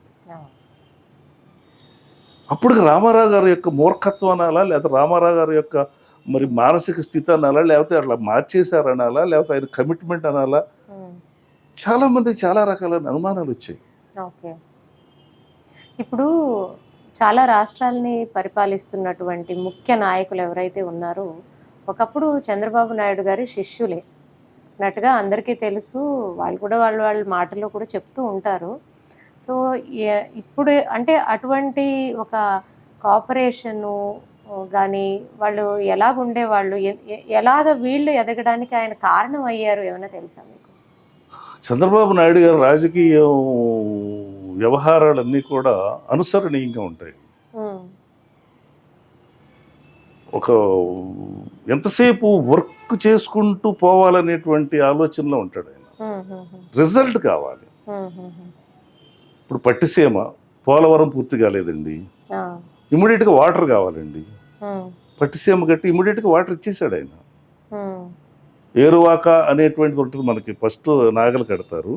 ఆ ఏరువాక అంటే ఫస్ట్ అక్కడ ఉన్న వాటర్ కావాలి ఆ రోజుకి. ఆ రోజు వాటర్ ఇచ్చేసాడు ఆయన. అది తవ్వుతున్నప్పుడు, అది కడుతున్నప్పుడు ఎందుకు కడుతున్నాడు, ఈ 1600 కోట్లు ఎందుకు వేస్ట్ చేస్తున్నాడు, అది ఇదని దేవినేని నెహ్రూ గారైనా ఆయన ఈ చెంబుతోనో బిందుతోనో పోసాడు, అది పోసాడని విమర్శలు చేశారు. అదే పట్టిసీమ ఇవాళ వీళ్ళకి కూడా ఆధారం అయింది. పోలవరం 70% పనులు పూర్తయింది, ఈ రోజు వరకు అవలా. ఇదిగో అనిల్ కుమార్ యాదవ్ గారు పాపం నీటిపారుదల శాఖ మంత్రి గారు నోరంతా పాడు చేసుకున్నాడు. 1% 3% కాదు బాబు, చూడు బాబు అని చెప్పేసి ఆయన చక్కగా డ్రామా డైలాగులు సినిమా కొట్టాడు. మనందరం చూసాం. మరి ఏముంది, అది ఎక్కడుందో అక్కడే ఉంది, నువ్వు ఎక్కడ వేసావు అక్కడే ఉన్నానుంది. మరి ఆ పట్టిసీమే ఇవాళ వాటర్ లేకపోతే వచ్చి తర్వాత సంగమం ఈ కృష్ణలో వచ్చి కలిసేది నీళ్లు. అక్కడ పవిత్ర సంఘం అని పేరెట్టారు. అక్కడ హారతలు ఇచ్చేవాళ్ళు. ఆ కృష్ణాలో ఎప్పుడైతే ఆ పట్టిసీమ వాటర్ ఇక్కడికి వచ్చిందో ఈ ఎక్స్ట్రా వాటర్ వెళ్ళిపోయి రాయలసీమ కప్ చేశాడు ఆయన. అన్ని ప్రాజెక్టులు పులివెందులకు కూడా మంచి నీళ్ళు ఇచ్చాడు. అక్కడే నేను పద్యం రాశాను. శ్రీశైల మల్లన్న సిగనున్న గంగమ్మ గాలేరు నగరితో కడప చేరి. అంటే శ్రీశైలంలో ఉన్నటువంటి యొక్క నీళ్ళు ఏదైతే ఉందో అది గాలేరు నగరితో కడప వెళ్ళింది. ఎత్తిపోతల వచ్చి ఎరువాకను తెచ్చే 36 పంటల ముచ్చుమర్రి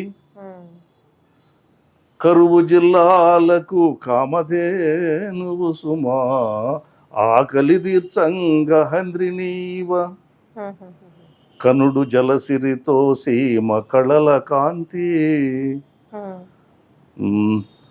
చంద్రబాబన్న శ్రమలకు సాక్ష్యమిదియే తెలుగు రాముని ఆశయ కలల రేడు అపర భాగీరథుడు జన హృదయ నేత. ఈ పద్యం రాసేప్పుడు నేను. అవును సార్, బాగుంది, చాలా బాగా రాశారు సార్. ఇప్పుడు మనం శిష్యుల గురించి మాట్లాడుకుంటున్నప్పుడు ఇంత మంచి శిష్యులు ఈవేళ సమాజానికి అందించిన ఒక ముఖ్య పాత్ర ఆయనది అని మనం అనుకుంటున్నాం. కాబట్టి ప్రజల్లో కూడా ఇంకొక ఇలాంటి విషయానికి సంబంధించి కొన్ని చర్చల్లో ఉన్నాయి, అది క్లియర్ చేస్తే బాగుంటుంది. కాబట్టి ఇప్పుడు సన్నిహిత్యంగా ఉన్నటువంటి వాళ్ళలో కేసీఆర్ గారు కూడా ఉన్నారు, రేవంత్ రెడ్డి గారు కూడా ఉన్నారు. ఈ రీసెంట్గా జరిగిన ఎలక్షన్లో కేసీఆర్ గారికి చంద్రబాబు నాయుడు గారి మధ్య ఒక గ్యాప్ ఏర్పడింది అనేటటువంటిగా కనిపించడం కానీ మాటలు వినిపించాయి. అలాగే రేవంత్ రెడ్డి గారికి చాలా సన్నిహిత్యంగా సపోర్ట్ చేసింది టీడీపీ తెలంగాణలో అని. సో ఇద్దరూ శిష్యులే కదా, ఇటువంటి ఒక వాతావరణం ఎందుకు ఏర్పడింది అంటారు? ఏర్పడటం కాదండి, అసలు చంద్రబాబు నాయుడు గారు తెలంగాణలో నుంచి ఆంధ్ర ప్రత్యేకంగా మనకు విడిపోయిన తర్వాత అక్కడికి వచ్చేసి కాన్సన్ట్రేషన్ మొత్తం ఆంధ్ర డెవలప్మెంట్ మీద పెట్టారు.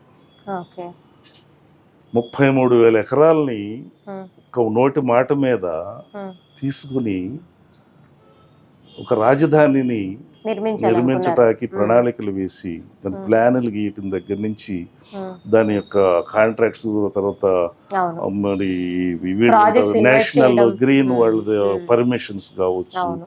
అనేక రకాలైనటువంటి ప్రాబ్లమ్స్ అన్నిటినీ క్లారిఫై చేసుకుని ఒక షేప్కి తెచ్చి ఉమ్, ప్రస్తుతానికి కొన్ని బిల్డింగ్లు కట్టేసేసి వ్యవహారం అవును. చేసేటానికి ఆయన కాన్సన్ట్రేషన్ ఫుల్గా పెట్టేసి తెలంగాణ మీద కొంచెం దాన్ని ఉమ్, పక్కకు పెట్టారు. ఉమ్,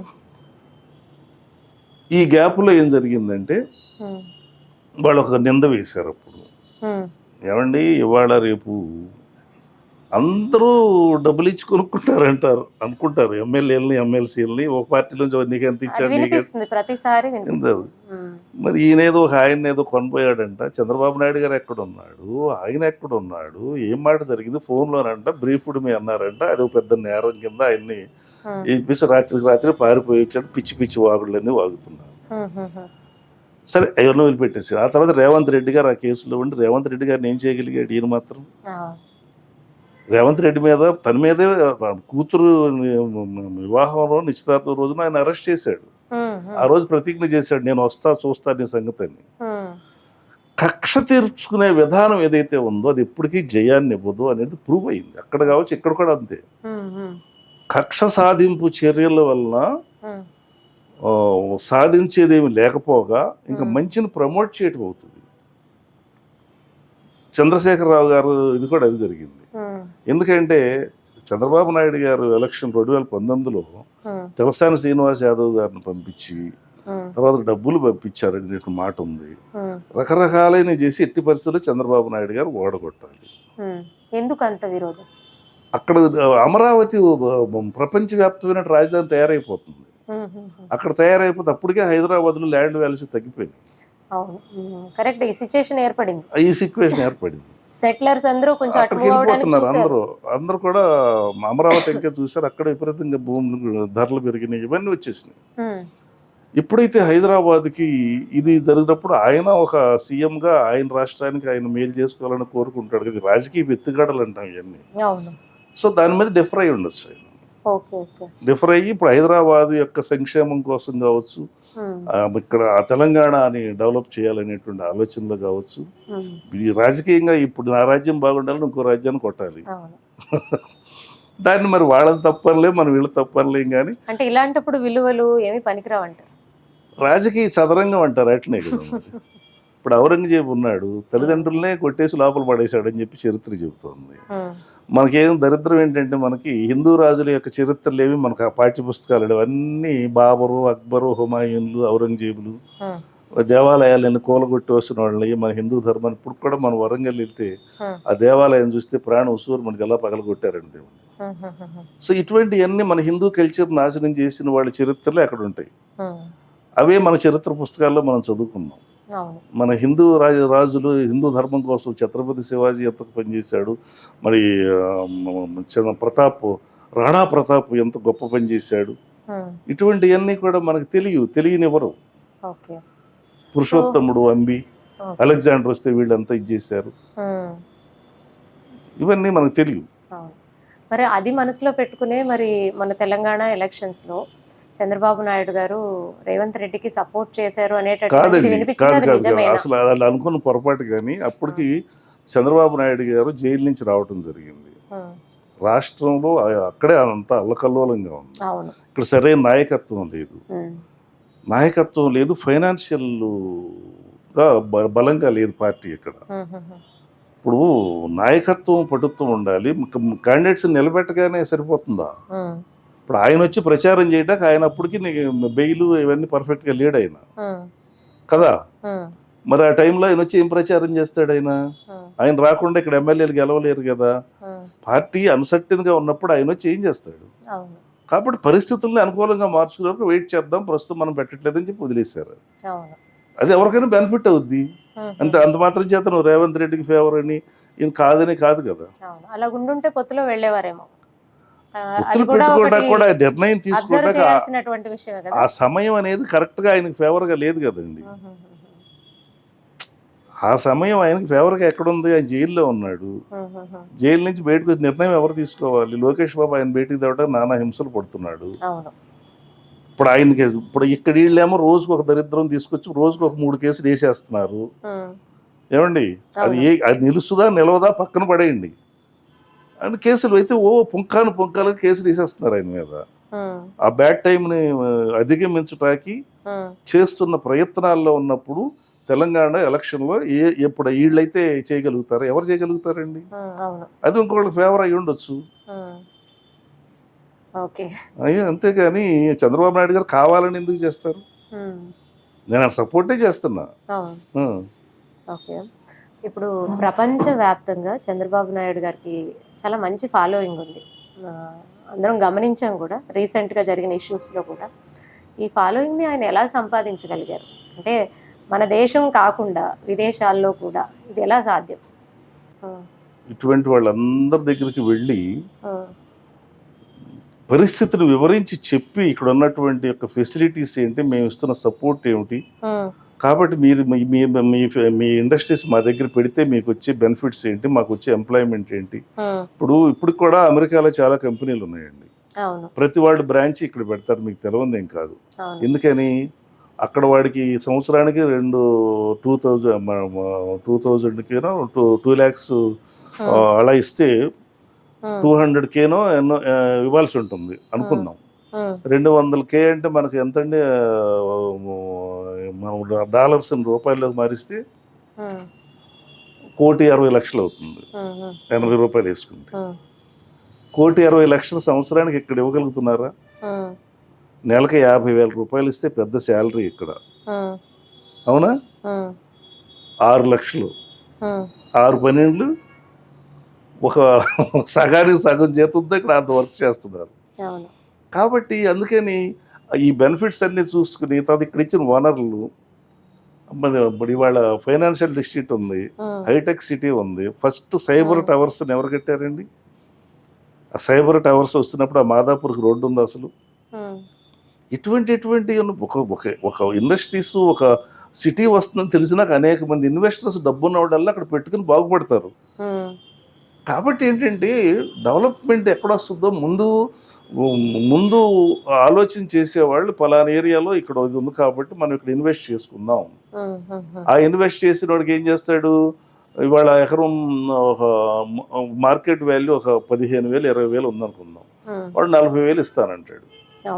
అమ్మో 40,000 వస్తుంది నా ఎకరానికి. నేను అలాగే అమ్మా, 40 రూపాయలకి ఒకటి పనిలో నేను అమ్మిన దానికి 2,000 వస్తుంటే అబ్బాయి ఇంకేం వస్తుంది లేదు 2,000కి ఇచ్చేసా. పెద్ద రేటు. ఇవాళ 1,00,000 ఉండొచ్చు. ఇవాళ రేటుని గురించి నేను బాధపడుకుంటే ఎలాగే? కాబట్టి ఆ రకంగా ఇన్వెస్ట్ చేసుకున్నాడు బాగుపడ్డంత మాత్రం వాళ్ళ మీద మనం పలానా వాడి వల్ల అందరినీ వెళ్ళి నువ్వు కొను అని చెప్తాడు చంద్రబాబు నాయుడు గారు? కాదు కదా. అలాగే ప్రపంచంలో ఉన్న ఇండస్ట్రీస్ అన్నింటినీ కూడా ఆయన ఆకర్షించగలిగి వాడిని ఎడ్యుకేట్ చేయగలిగి ఇక్కడ తీసుకురావటం ఆయన శ్రమ. ఆ తర్వాత ఇక్కడ అనేకమైనటువంటి కాలేజెస్ని పెట్టి టెక్నాలజీ కాలేజెస్, సామాన్యుడికి కూడా టెక్నాలజీలో సీట్లు వచ్చేటట్టుగా అనేకమైన కాలేజీలు పెట్టి అక్కడి నుంచి వాళ్ళు అమెరికాకి వెళ్ళటానికి అవసరమైనటువంటి యొక్క ఇన్ఫ్రాస్ట్రక్చర్ అంతా కూడా ఆయన హెల్ప్ చేశారు. ఒక మనిషి వెళ్ళటం, అక్కడ రిక్వైర్మెంట్ ఉంది కదా, తీసుకెళ్ళిపోవటం. ఇప్పుడు ఎవరు చూడండి, మీరు ఆంధ్రాలో ప్రతి ఇంట్లోనూ ఒక మనిషి అమెరికాలో ఉన్నాడు. ఇంతకుముందు హైదరాబాద్ రావడం గొప్ప. మా టైంలో మేము హైదరాబాద్ వచ్చామంటే పెద్ద అమెరికాలో ఉన్నంత ఫీలింగ్ ఉండేది. ఇవాళ అమెరికాలో ఉంటే హైదరాబాద్లో ఉన్న ఫీలింగ్ వస్తుంది అన్నమాట. అదానికి కారణం చంద్రబాబు నాయుడు గారు అని నేను చెప్పటం కాదు, అది అందరూ చెప్పేది, ఎవరైనా చెప్పేది. ఇప్పుడు 1983లో టీడీపీ పార్టీని స్థాపించినప్పుడు తెలుగువారి ఆత్మగౌరవం కోసం అనే ఒక ట్యాగ్ లైన్ని ఫాలో అయ్యేవారు, అవునా? కానీ మొన్న జరిగిన పరిణామాలని చూస్తే, అంటే ఒకప్పుడు చంద్రబాబు నాయుడు గారు కూడా తెలంగాణ ఉద్యమం జరిగినప్పుడు ఆయనని చాలామంది ఇలా సంబోధించడం జరిగింది. ఆయన ద్వివైఖరిని చూపిస్తున్నారు అన్నట్టుగా. అంటే ఇక్కడ తెలంగాణ ఏమో సపరేట్ అవ్వాలి, ఆంధ్రప్రదేశ్ అభివృద్ధి చెందాలి అనేటటువంటి ఆలోచన ఆయనకు ఉండేది. కానీ ఎందుకు మొత్తం పార్టీని తెలంగాణలో ఇంకా లేకుండా పూర్తిగా అంటే ఒక రకంగా పార్టీని క్లోజ్ చేసేశారు అనేది కూడా మనం వినడం జరిగింది. సో ఇటువంటి పరిస్థితులు ఏర్పడ్డాయి కదా సార్, మరి దీన్ని ఎలా చూడాలి? ఇప్పుడు తెలంగాణ ఇచ్చింది కాంగ్రెస్ పార్టీయే కదా, సోనియా గాంధీ తెలంగాణ ఇచ్చింది. మరి తెలంగాణలో కాంగ్రెస్ ఎందుకు లేదండి? ప్రజల యొక్క మనోభావాలు ఎలా ఉంటాయో చెప్పలేము. కానీ మీరు ఉన్నట్టుగా తెలుగుదేశం అంటే ఇది ఎన్టీ రామారావు గారి ఒక భావన కూడా, ఉద్దేశం కూడా కదా. అది ఆంధ్రోడు పార్టీ అని క్రియేట్ చేసేసారు. సో ఇది అలాగా అంటే ఆ ఒక స్థితిని తీసుకెళ్ళలేకపోయానని ఎప్పుడైనా చంద్రబాబు నాయుడు గారు బాధపడడం ఏమన్నా? ఆయన అసలు పార్టీ గురించి కాదు, కానీ పార్టీకి మూలాలు పల్లెటూళ్ళల్లో ఇంకా కేడర్ ఉంది. మళ్ళీ చంద్రబాబు నాయుడు గారు కానీ వచ్చి కరెక్ట్గా కాన్సన్ట్రేషన్ చేస్తే మళ్ళీ పార్టీ ఉచ్ఛ స్థితిలోకి వస్తుంది, అందులో అనుమానం లేదు. కాకపోతే ఏంటంటే ఆయనకి పరిస్థితులు అనుకూలించాలి.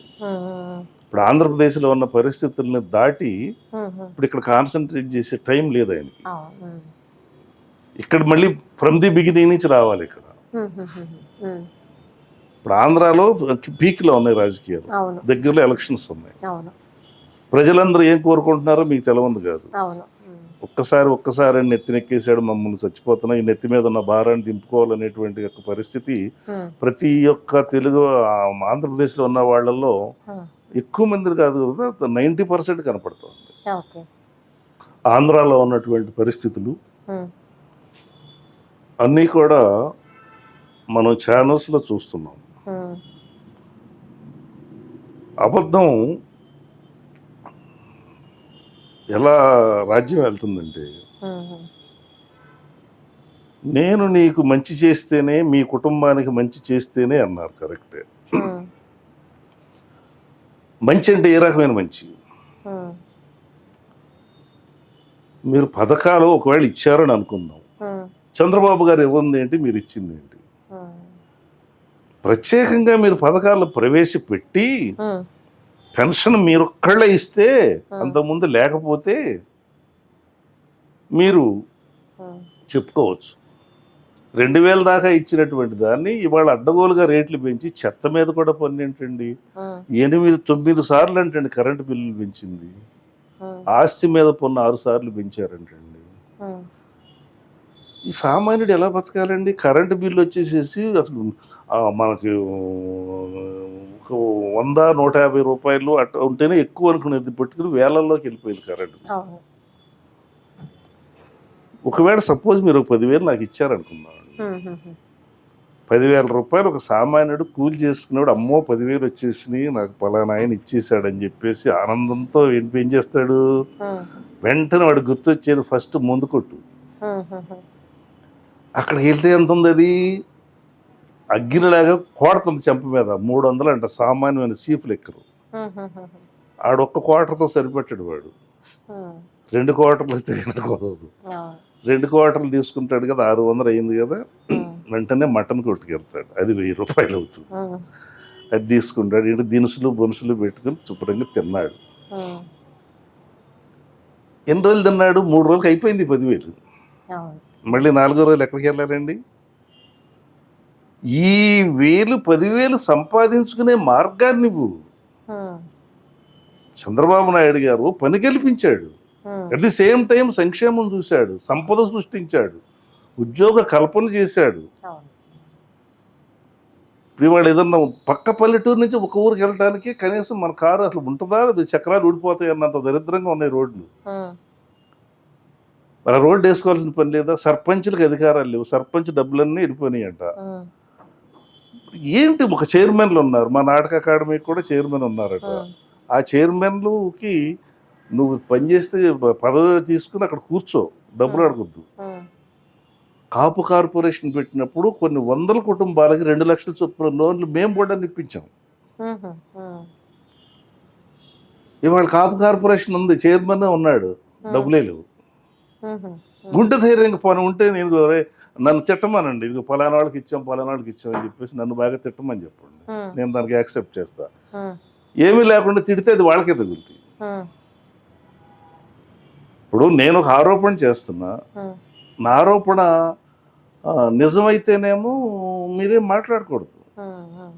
నేను అనవసరంగా చేశాను అనుకోండి, అప్పుడు మీ తిట్లు నాకు తగులుతాయి. లేకపోతే ఎవడ కర్మకు వాడే బాధ్యుడు అవుతాడు. సార్, ఇప్పటి వరకు చంద్రబాబు నాయుడు గారు ఎన్నో పోరాటాలు చేశారు, ఇబ్బందులు ఎదుర్కొన్నారు మీరు చెప్తున్నట్టుగా. అంటే ఒక రాష్ట్రాన్ని పరిపాలిస్తూ ఆయన ఇవన్నీ చూసి కూడా ఇప్పటి వరకు కూడా ఆయన అలిసిపోయినట్టు కానీ, అనారోగ్యం పాలైనట్టు కానీ ఎక్కువగా లేదు, ఎప్పుడు యాక్టివ్గా ఉంటారు.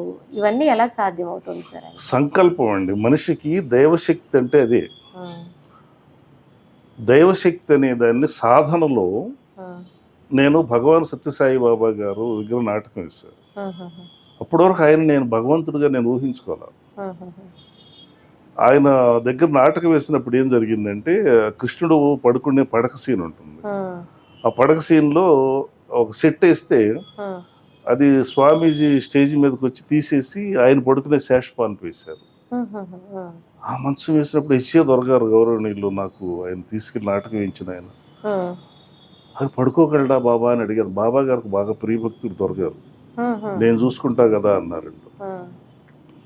అలాగే దాని మీద పడుకున్నప్పుడు నాకేం తెలియదు అసలు. తర్వాత దొరగారు లోపల ఈ దుంపదగా బాబా గారు పాన్ వేసారయ్యా, ఆయన మీద దాని మీద పడుకుంటున్నాను అన్నారు. నాకెందుకు వేస్తారో కృష్ణుడికి వేస్తారన్నా. నేను ఈజీగా తీసుకున్నా. పడుకున్నాక నా శరీరం అలాగ ఎగిరిపోతా ఉంది. నాకు అర్థం కాల. భయంకరమైన తుఫాన్లో చిక్కుకున్నట్టుగా ఒక రకమైనటువంటి ఎక్కడికో బస్సుండి వెళ్ళిపోతా ఉంది శరీరం. ఏంటిది ఇలా జరుగుతుందంటే, ఓహో ఇది బాబా గారు మనసు అన్నారు. బాబాని నమస్కారం పెట్టుకున్నప్పుడు అప్పుడు దాని మీద ఎంత మహత్తుని స్వయంగా అనుభవించాడు ఈ గుమ్మడి గోపాలకృష్ణ. ఇది సత్యం. నేను మరుసటి రోజు దొరగారు నన్ను అడిగారు, ఆ పాను మీద పడుకున్నప్పుడు నీ అనుభూతులు ఏమిటి అంటే, సార్ ఇలా జరిగింది సార్ అన్న. అందుకే చెప్పాను నేను బాబా గారితో పడుకోగలడా అని. నేను చూసుకుంటా కదా అన్నారు బాబా గారు. ఆయన మహిమాన్వితుడు. ఆ మనసు మీద అర్ధరాత్రి 2 గంటలు తెల్లారగట్లు లేచి ఆయన ఓంకారం చేస్తారు. ఒక యక్షుడికి ఉన్న శక్తులు ఉంటాయి ఆయన దగ్గర. ఆ సాధన చేశారు ఆయన. అంత గొప్ప వ్యక్తి. అందుకే ఈ కాంపౌండ్లోకి వస్తే మీ దగ్గర ఏమన్నా మొత్తం చెప్పేస్తారు. నాకు ఎక్స్పీరియన్స్ అది. కాబట్టి ఆడి జోలికి పోను. ఆ శక్తి సిద్ధించుతుంది అని చెప్పడానికి కారణం, మీ శరీరాన్ని మీరు కంట్రోల్ చేసుకునే శక్తి. వివేకానందుడు ఏమంటాడు, ధైర్యవంతుడవే బలవంతుడవే సాగిపోము, నీకు కావాల్సిన శక్తి అంతా నీలోనే ఉందంటాడు. అలాగే ఏంటంటే ఆయన ఆ సూత్రాన్ని చంద్రబాబు నాయుడు గారు ఆ యోగ శక్తి చేత తనకున్న శక్తి, అది మళ్ళీ దుష్టత్వానికి ఉపయోగిస్తే ఈ శక్తి పనిచేయదు. అది మంచి కనులకు ఉపయోగిస్తేనే జరుగుతుంది. ఆ శక్తి ఉంటుంది. మీరు అన్నట్టు చూడండి, మొన్న ఆయన అరెస్ట్ చేసి నంద్యాల అరెస్ట్ చేసిన దగ్గర నుంచి జైలుకి వెళ్ళే వరకు ఎన్ని గంటలు పట్టిందండి? 14 గంటలు ఏదో అన్నారు మీరు. అది రిటర్న్ వచ్చేటప్పుడు అరెస్ట్ చేసి కోర్టులో హాజరుపరిచి కోర్టు జడ్జిమెంట్ అయ్యి రిమాండ్ పంపించి రాజమండ్రి వెళ్ళే వరకు దాదాపు 36 నుంచి 40 గంటల టైం పట్టింది. ఈ 40 గంటల టైంలో ఆయన ఎక్కడన్నా కూర్చున్నాడా, ఆయన ఎక్కడన్నా పడుకున్నాడా, లేకపోతే నాకు బాగలేదు అన్నాడా లేకపోతే సహకరించాడా? వాళ్ళకి బై రోడ్డు తీసుకొచ్చారు. 74 ఏళ్ల వయసు వ్యక్తి. నాకు ఆరోగ్యం బాగాలేదంటే హాస్పిటల్కి తీసుకెళ్తారు కదా, ఎందుకనలేదు? నిజాయితీకి ఉన్న శక్తి అది. భయపడలేదు. ఎందుకని? ఆయన శక్తి ఆయనకు తెలుసు. ఆయన బాడీలో ఉన్నటువంటి శక్తిని ప్రేరేపించడం తెలుసు. కాబట్టి రాజమండ్రి జైలుకి వెళ్ళే వరకు కూడా కంటి మీద నిద్రపోలేదు ఆయన. ఇంతకన్నా శక్తివంతుడు అని చెప్పడానికి ఏం కావాలి? సాధన అనే వ్యక్తికి నీలో ఉన్న కుండలిని శక్తిని సాధన చేత నువ్వు యోగ బలాన్ని యోగ శక్తి చేత పెట్టుకుంటే శరీరం నాకు మొన్నదాకా మోకాళ్ళు నొప్పులు ఉండేవి, మరి ఎలా పోయినాయో నాకు తెలియదు. మీ మెట్లు ఎక్కువ వచ్చాయి ఇందాక నేను చూసారు కదా. వచ్చేటప్పుడు మీరు మెట్ల మీద వచ్చాను నేను. ఒక్క మెట్టు కూడా ఎక్కలేని పరిస్థితి. ఆయనే ఆదర్శం నాకు. ఏదన్నా వస్తే టాబ్లెట్ వాడను నేను. నా శరీరంలో ఏముందో దాన్ని చూసుకుని వెంటనే పడుతుంది. నేను ఇవాళ రిలీజ్ చేశాను మోసపోయిన ఓ తమ్ముడా అని. అది చూసి అబ్బా ఏమి రేంజ్ లో పాడావు, ఎంత శృతి, అసలు ఎక్కడ ఈ సౌండ్ ఎక్కడి నుంచి వస్తుంది నీకు అన్నారు. ఆయన కోసం నాకు కవిత్వం వస్తుంది. అదే చంద్రబాబు గారి కోసం పెన్ను పెడితేనే వస్తుంది నాకు. ఓకే. విడిగా రాసుకోవచ్చు కదా నాటకాలు, నాకు రాదు అది. ఈయన గురించి తలుచుకుంటే నాకు పద్యం వచ్చేస్తుంది. అదే ఇది నాకు తెలియని శక్తి. అదే ఆయన నాకు ఆదర్శం. ఆయన 74 ఏళ్ళు అయినా కూడా ఆయన ఎంతో యాక్టివ్గా తిరుగుతున్నారు, వెళ్తున్నారు. నేనెందుకు, నాకు 70లోకి రాలా, 69 నేనెందుకు తిరగలేను?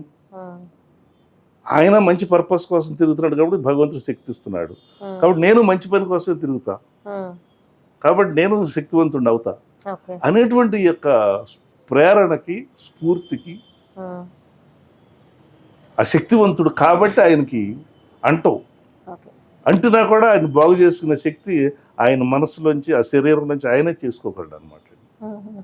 మీరు చంద్రబాబు నాయుడు గారిలో చూసినటువంటి 3 బెస్ట్ క్వాలిటీస్ ఏం చెప్పగలరు? మనుషుల్ని తొందరగా ఎవరిని కూడా నువ్వు వెళ్ళిపో అని దూరం చేసుకోడు ఆయన. తర్వాత ఏంటంటే తొందరపడి వెంటనే మాట అన్నాడు ఆయన. మీరు చూడండి, ఇంతమంది ఇన్ని సంవత్సరాల నుంచి, అప్పుడు ఆవిడ మేడం గారు లక్ష్మీపార్వతి గారు అనరాని మాటలు,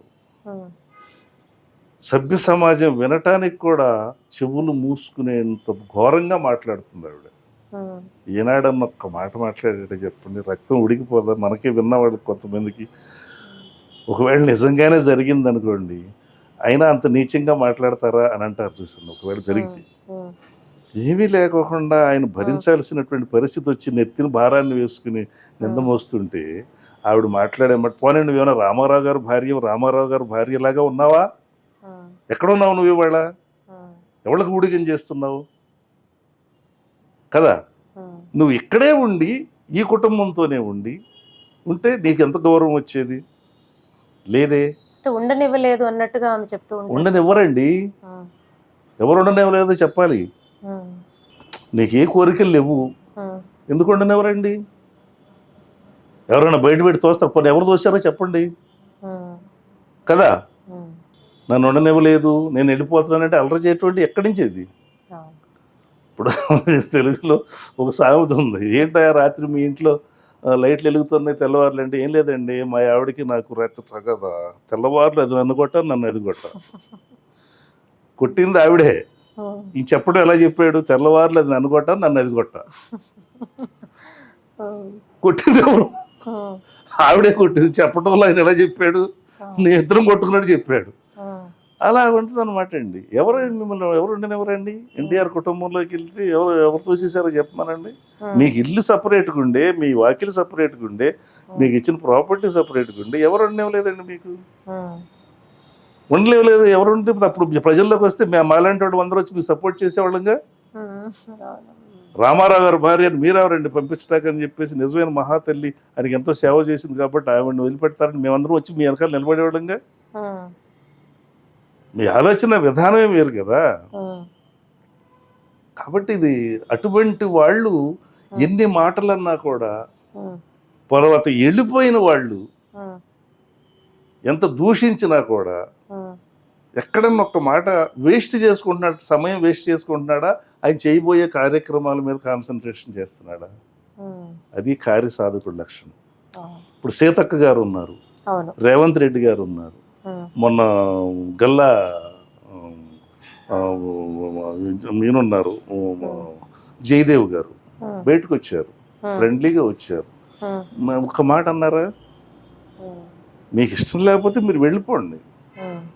వెళ్ళిన వెంటనే ఒక దుర్మార్గుడు, ఒక దుష్టుడు, ఒక ఇది మోతుకుపల్లి నరసింహులు గారు ఇష్టం వచ్చినాడు అష్టోత్తర శతనామ దండకం చదివాడు చంద్రబాబు నాయుడు గారి మీద. మరి ఆయన జైల్లో పెట్టినప్పుడు మళ్ళీ వెళ్ళి ఏమన్నాడు? కాబట్టి మనస్తత్వాలు ఏంటంటే, ఒక సిద్ధాంతం, ఒక లీడరు, నాకు నాయకుడు, ఆయన చెప్పిందంటే అనుసరించడానికి నేను వెళ్ళాను అనుకుందాం. ఆయన్ని ఆ కుర్చీలో తోసేసి నేనే కూర్చోవాలనుకుంటే వస్తాయి ఈ ప్రాబ్లమ్స్ అన్ని. నేను అనుసరణీయం, నేను ఆయన ఫాలోయర్గా ఉండాలి, ఆయన ఆ సీట్లో ఉండాలి అనుకున్నప్పుడు రావు. అవునా కాదా? కాబట్టి ఆయన ఏంటంటే, ఆయన గెలుపుని ఓటమిని ఒకేలాగా తీసుకున్నాడు, నిందలు భరించాడు, మరీ ఈ 5 ఏళ్లలో పడ్డ నిందలు ప్రతి మానవుడిని కలిచి వేస్తున్నాయి. ప్రపంచంలో ఉన్న తెలుగు వాళ్ళందరినీ కూడా కలిచి వేస్తున్నాయి. అంత దుర్మార్గుడా చంద్రబాబు నాయుడు?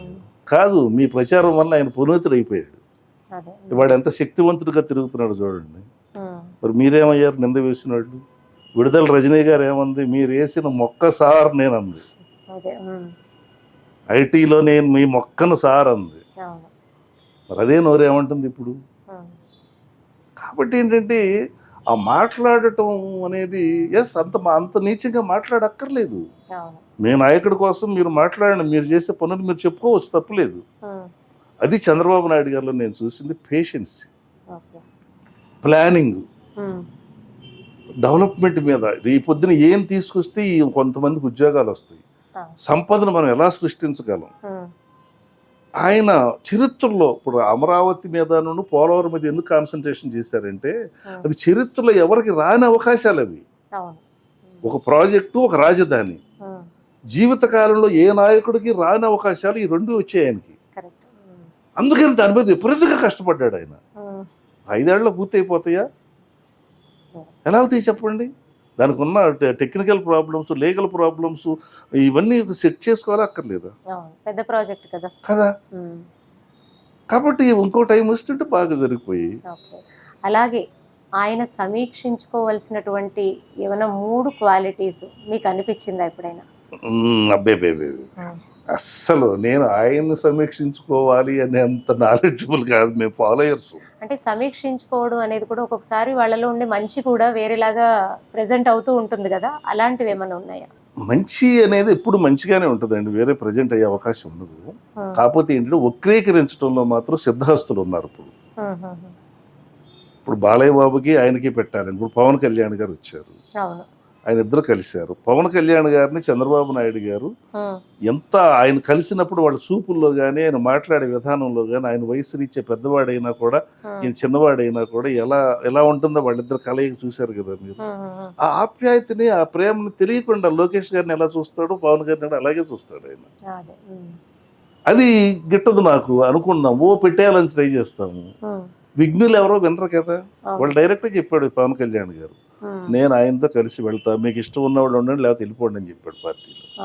That is Pawan. కష్టకాలంలో వచ్చాడు, నేను నీతో ఉంటాను అన్నాడు. క్యాస్ట్, నేను పవన్ కళ్యాణ్ క్యాస్టే, కానీ నేను పవన్ కళ్యాణ్ దగ్గరికి వెళ్ళలేను. అభిమానం ఉంటుంది, నేను చంద్రబాబును వదులుకోలేను. నేను మతం చంద్రబాబుది. మరి ఈ మధ్య కాలంలో మనకి మీడియాలో వినిపిస్తున్నాయి సార్, చిన్నగా పవన్ కళ్యాణ్ గారు చంద్రబాబు గారు మధ్యన విభేదాలు వస్తున్నాయి అన్నట్టు, కార్యకర్తలు ఇబ్బంది పడుతున్నారు అన్నట్టు. మరి రకరకాల క్రియేషన్లు వస్తాయి సోషల్ మీడియా వచ్చిన తర్వాత. అంటే నిజాలు మీకు తెలుసు కాబట్టి అది ఏంటి అని తెలుసుకుందాం అని. అంతే, ఏముండదండి, అది ఏం లేదు. ఆయన స్టాండ్ మీద నిలబడి ఉన్నాడు, ఒకే స్టాండ్ మీద ఉన్నారు. వాళ్ళ మధ్యలో పొరపాట్లు వచ్చే అవకాశం లేదు నేను అనుకుంటున్నాను. అది ఎందుకంటే నేను నా శక్తికి మించినటువంటి స్టేట్మెంట్లు ఇవ్వలేను. నేను ఊహించి నేను అనుకుంటుంది సంస్కారవంతంగా. ఒకప్పుడు పవన్ కళ్యాణ్ గారు హీరోలాగా ఆయన ఏదో కాస్త తొందరగా అలా మాట్లాడేవాడు. పాలిష్డ్గా మాట్లాడుతున్నాడు ఇప్పుడు, నాలెడ్జ్గా మాట్లాడుతున్నాడు. తర్వాత త్యాగం చేస్తున్నాడు, ఎక్కడుంటే అక్కడ అవకాశం డబ్బులు ఇచ్చి మరి వాళ్ళని ఆదుకుంటూ చేస్తున్నాడు. అవినీతి మచ్చలేదు, అవినీతి మరకలేదు ఆయన మీద, ఫ్రాడ్ లేదు. ఆయన కష్టపడి సంపాదించిన రూపాయినే ఆయన ఇస్తున్నాడు. కాబట్టి అటువంటి మంచి కలయిక మరి ఆంధ్ర రాష్ట్రానికి. నేను సింగిల్గా వస్తాను, సింగిల్గా వస్తే ఏమవుతుంది, దున్నపోతులని కలిసి మనం వీటిలో చూస్తూ ఛానల్స్లో చూస్తూ ఉంటాం. సింహం సింగిల్గా వస్తే ఉంది ఏమవుతుంది, సింగిల్ వచ్చి గెలిచిపోద్ది అన్ని చోట్ల. అయితే ఆంధ్రప్రదేశ్ విషయానికి వస్తే కాంగ్రెస్ ఇప్పుడు ఇండిపెండెంట్గా పోటీ చేస్తుంది. మొన్న రాముల వారి ప్రాణప్రతిష్ఠ సమయంలో కూడా చంద్రబాబు గారిని మోదీ గారు చాలా ఆప్యాయంగా ఆహ్వానించినట్టుగా కూడా మనం న్యూస్ విన్నాము. ఏమన్నా వీరిద్దరూ పొత్తులో వెళ్ళేటటువంటి అవకాశం ఉందా? అది వాళ్లే చెప్పలేకపోతున్నాను, నేను చెప్తాను చెప్పండి. అది మీరు సాన్నిహిత్యంగా ఉన్నారు కాబట్టి ఏమన్నా విన్నారా? ఇలాంటి ఏమైనా చర్చలు జరుగుతున్నాయా? అసలు ఆ విషయం అనేది నేనుగా మాట్లాడే అంత విషయం కాదు ఇది. మాట్లాడటానికి నాకున్న పరిజ్ఞానం సరిపోదండి. అది ఏది ఏమైనా కూడా నా నాయకుడి కోసం నేను కష్టపడతా, నా గొంతుని ఆయనకే పాడతా, ఆయన పదవులోకి రావాలని కోరుకుంటా. ఎందుకంటే నా నాయకుడి మీద నాకున్న ఆరాధనా భావం ఆయన క్షేమంగా ఉండాలి, ఆయన సుఖంగా ఉండాలి, ఆరోగ్యంగా ఉండాలి, మళ్ళీ ఆంధ్ర రాష్ట్రాన్ని అద్భుతంగా తీర్చిదిద్దాలని మాత్రం నేను మనస్ఫూర్తిగా ఆయనకు ఆ భగవంతుడు ఆ శక్తిని ఇవ్వాలని మాత్రం నేను కోరుకుంటాను. నేను ఒక ఆఖరి ప్రశ్న అడుగుతాను సార్. చంద్రబాబు నాయుడు గారిని అందరూ ఒక రాజకీయ నాయకుడిగా, విజనరీగా చూస్తారు. ఇది కాకుండా కూడా ఆయనలో ఒక మంచి ఆధ్యాత్మిక ఒక లేయర్ ఉన్నది అన్నట్టుగా విన్నాము. అసలు ఏంటి సార్ అది? మొన్న చూశారుగా మీరు, జైలు నుంచి రాగానే ముందు పుణ్యక్షేత్రాలన్నీ చూశారు, తర్వాత యాగాలు కూడా చేయించారు ఇంట్లో. ఎందుకంటే కవులు కళాకారులు అంటే ఆయన కూడా బాగా ఇష్టం. ఇప్పుడు మా స్థితిలోనే మాలాంటి వాళ్ళు ఏదైనా ఫంక్షన్కి 10 మందికి సన్మానాలు జరుగుతున్నాయంటే 10 మందికి షాళ్ళు చెప్పాలంటే చేతులు లాగేస్తాయి. అటువంటిది ఆయన, మేము సెలక్షన్ కమిటీలో మెంబర్గా ఉన్నాను నేను. ఉగాది పురస్కారాలు, హంస అవార్డ్స్ ఇచ్చే కమిటీస్లో వేద పండితులకి, ఘనాపాటిలకి ఇంతమందికి మొత్తం 150-200 మందికి సన్మానాలు ఉంటాయి. ఆ 200 మందికి ఉండి షాళ్ళు కప్పి మెమెంటోలు ఇచ్చి ఫోటోలు దిగి వెళ్ళారే కానీ 10 మందికి ఇచ్చి వెళ్ళిపోతారు అనేటువంటి శబ్దం లేదు ఆయన దగ్గర. ఎందుకంటే ఆయన అంత గౌరవిస్తాడు కళని, శాస్త్రాన్ని, పండితుల్ని, అందరినీ గౌరవిస్తాడు. ఆయనకి మనసులో వెంకటేశ్వర స్వామి నా భక్తుడు అన్నాను, వెంకటేశ్వర స్వామి నా ఆరాధ్య దైవం అన్నారు, నా కులదైవం అన్నారు. నేను వెంకటేశ్వర స్వామి భక్తుడు. ఆధ్యాత్మిక భావం ఆయనలో బాగా ఉంది. అలా అని మూఢభక్తి కూడా లేదండి ఆయన, మూఢభక్తి కూడా లేదు. మళ్ళీ ఎవరన్నా ఇప్పుడు ఆ శారదాపేట ఆయన వీళ్ళందరూ కూడా వచ్చి వ్యతిరేకించి, ఇంక్లూడింగ్ రమణ దీక్షితులు గారు కూడా ఆ రోజున అంత అభాండం వేసిన ఆయన వాళ్ళు ఏమంటున్నాడు, తిరుపతిని రక్షించండి అని అంటున్నాడు. మోడీకి లెటర్ పెట్టాడండి, తిరుమల అన్య మతస్థులు ఇదైపోతుంది, ఆ తిరుమలను కాపాడాడు మహాప్రభు అని మోడీ గారికి లెటర్ పెట్టాడు రమణ దీక్షితులు గారు. ఐవైఆర్ కృష్ణారావు గారు వ్యతిరేకించిన వ్యక్తి మళ్ళీ వాళ్ళ ఎలాంటి స్టేట్మెంట్లు ఇస్తున్నారో మీరు చూడండి. నిజాన్ని ఎప్పుడు చెరపలేరు అంటే సాక్ష్యం. నిజం నిప్పు లాంటిది అంటాకి రుజువు ఇది. కాబట్టి పరిస్థితుల్లో నేను ఏకపక్షంగా చెప్పట్లా, మనం పరిస్థితులను బట్టి చెప్తున్నా. ఇప్పుడు ఉన్నటువంటి యొక్క పరిస్థితులను బట్టి చెప్తున్నా. రఘురామకృష్ణరాజు గారు రోజు చాకిరేవి పెట్టి ఉతికాడు ఆయన ఎందుకు ఏమీ చేయలేకపోయారు ఏమండి? అవును. మరి ఎక్కడ మీరు మాట్లాడితే బూతులు తిట్టడము, ఆడి బీకేదేంటి, ఇదే లాంగ్వేజ్. చిన్నపిల్లలు కూడా ఆ భాష నేర్చుకుంటున్నారండి ఇప్పుడు. మన సంస్కృతి సంప్రదాయాలు రామ అంటూ మళ్ళీ ఏదో మోడీ గారి పుణ్యం అని జై శ్రీరామ్ అనే పాదం వాడుకలోకి వచ్చింది. లేకపోతే ఏంటంటే పేకలేరు, నువ్వు ఏం బీగుతావు, ఇవన్నీ పాపులర్ అయిపోయినాయి శబ్దాలు, ఆడవాళ్ళు కూడా మాట్లాడుతుంటే. సో కాబట్టి మన సంప్రదాయం, మన సంస్కృతి, మన ధర్మం ఇవన్నీ కాపాడాలని, నిలబడాలంటే, కళలు నిలవాలంటే ఆయనే రావాలి. మా కళాకారులు అందరూ కూడా ఆయన్నే కోరుకుంటారు. ఎందుకంటే నాటక అకాడమీ చైర్మన్గా నేను చేసిన సేవలను బాగా గుర్తించింది మా నాటక రంగం, కళాకారులు అందరూ గుర్తించారు. నేను చాలా అదృష్టవంతుడు ఆ విషయంలో. ఇప్పటికీ కొంతమంది పెట్టేస్తారు, మళ్ళీ నెక్స్ట్ గవర్నమెంట్ వస్తుంది మీరే అకాడమీ చైర్మన్. అయ్యా, నేను పదవి కోసం చేయట్లేదు చంద్రబాబు నాయుడు గారు. నా సిన్సియారిటీని కొంచెం దయచేసి అర్థం చేసుకోండి. రావచ్చు రాకపోవచ్చు, కానీ నేను ఆయనతోనే ఉన్నానా లేదా? పదవి పోయిన దగ్గర నుంచి, గవర్నమెంట్ దిగిన దగ్గర నుంచి ఇప్పటి నుంచి ఇప్పుడు కంప్లీట్గా ఆయనతోనే ఉన్నాను కదా. నా గొంతు ఇప్పుతూనే ఉన్నాను కదా. 4 ఏళ్ల క్రితం కూడా పదవి కోసమేనా? వస్తుందో రాదో ఎలా తెలుస్తుంది? కాబట్టి సిన్సియర్గా ఒక యజ్ఞం లాగా నా పూజని ఆయన కోసం నేను చేసుకుంటాను. సరే, అందరూ చెప్పే మాట, ఇప్పుడు అందరి దగ్గర వినిపిస్తున్న మాట, మేబీ ఎలక్షన్స్ దగ్గరలో ఉన్నాయి కాబట్టి ఇలాంటివి ఇంకా ఎక్కువగా వినిపిస్తూ ఉంటాయి.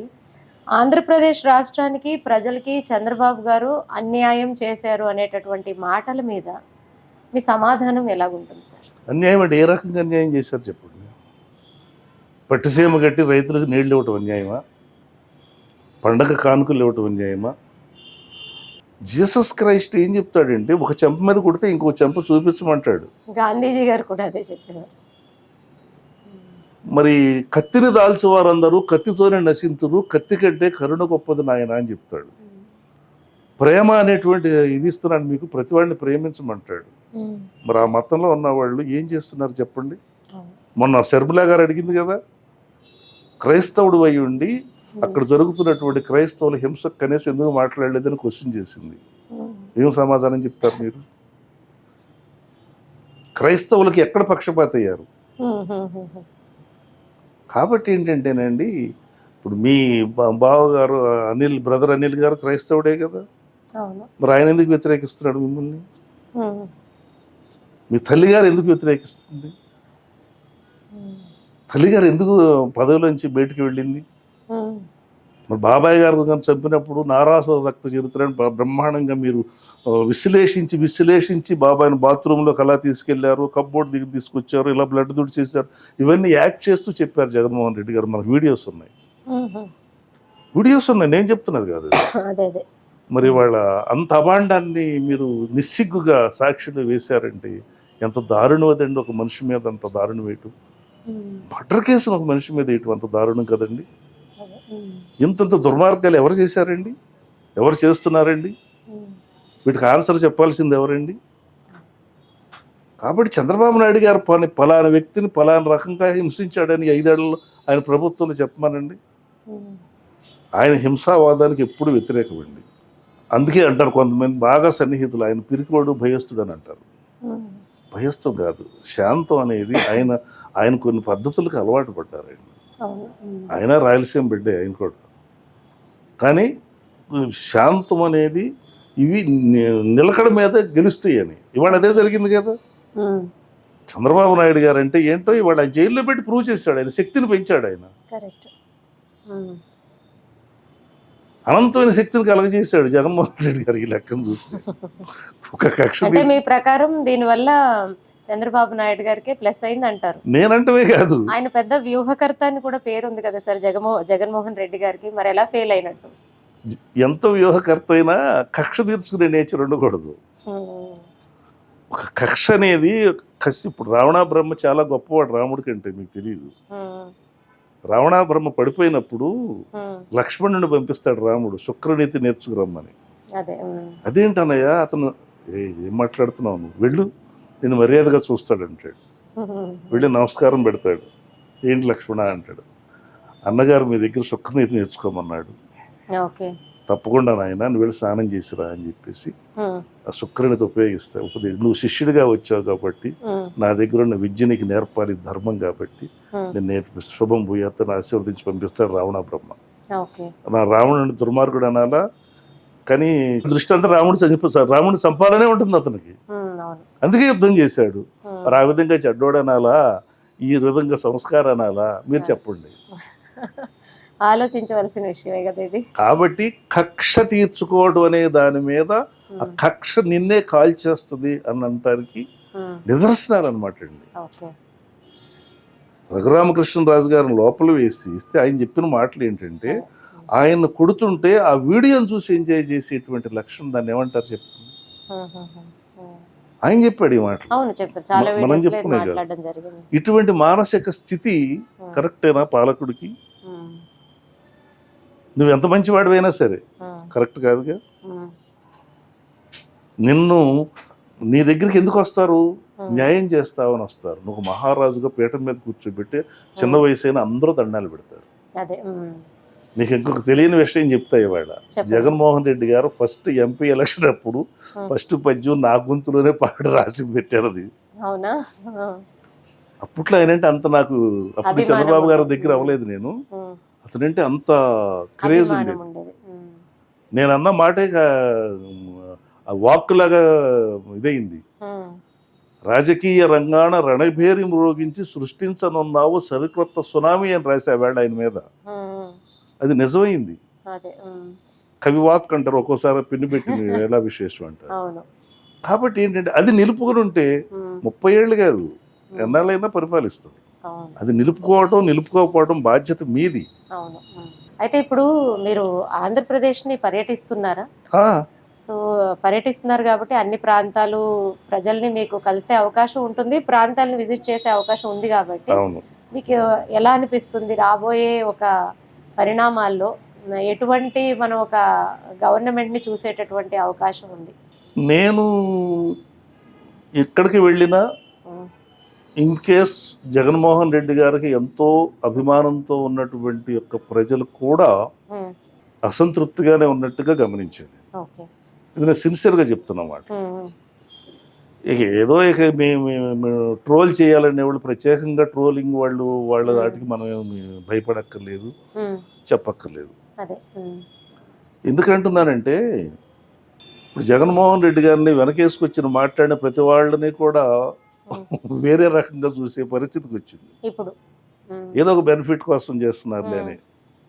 అంతేగాని మరి పార్థసారథి గారని ఉయ్యూరు పెనమలూరు ఎమ్మెల్యే గారు, నేను ఎవరిని తిట్టలేకపోవటమే నా వీక్నెస్ ఏమో అన్నాడు ఆయన. ఒక ఆయనేమో ఇంటి మీదకి వెళ్ళి చంద్రబాబు గారి ఇంటి మీదకి వెళ్ళేసరికి ఆయన మంత్రి పదవి వచ్చింది. ఒక ఆయనేమో బూతులు తిట్టడం వల్ల ఇంకొక ఆయనకు మంత్రి పదవి వచ్చింది. ఇలా అటాకులు చేసి బూతులు తిట్టి నేను ఇది చేశాను అనేటువంటి దానికి ప్రోత్సహిస్తూ పదవులు ఇస్తున్నప్పుడు పార్థసారథి గారు ఏమన్నాడు, నేను అలాంటివి చేయలేకపోబట్టి నన్ను ఆయన దగ్గరికి తీయలేకపోయాడా, నేను ఎవరిని తిట్టలేను ఎందుకంటే నాకు సంస్కారం, మా తండ్రి గారు నాకు సంస్కారం నేర్పించాడు, నేను పొలిటికల్గా నేను అటాక్ చేస్తా కానీ బూతులు తిట్టలేను, నేను ఆ బూతులు తిట్టలేకపోవటం నాకు మైనస్ అయిందా, ఒకవేళ అది మైనస్ అయినా పర్వాలేదు నా జీవితానికి ప్లస్ అన్నాడు. అందరూ ఉండరు కదండి. అవును.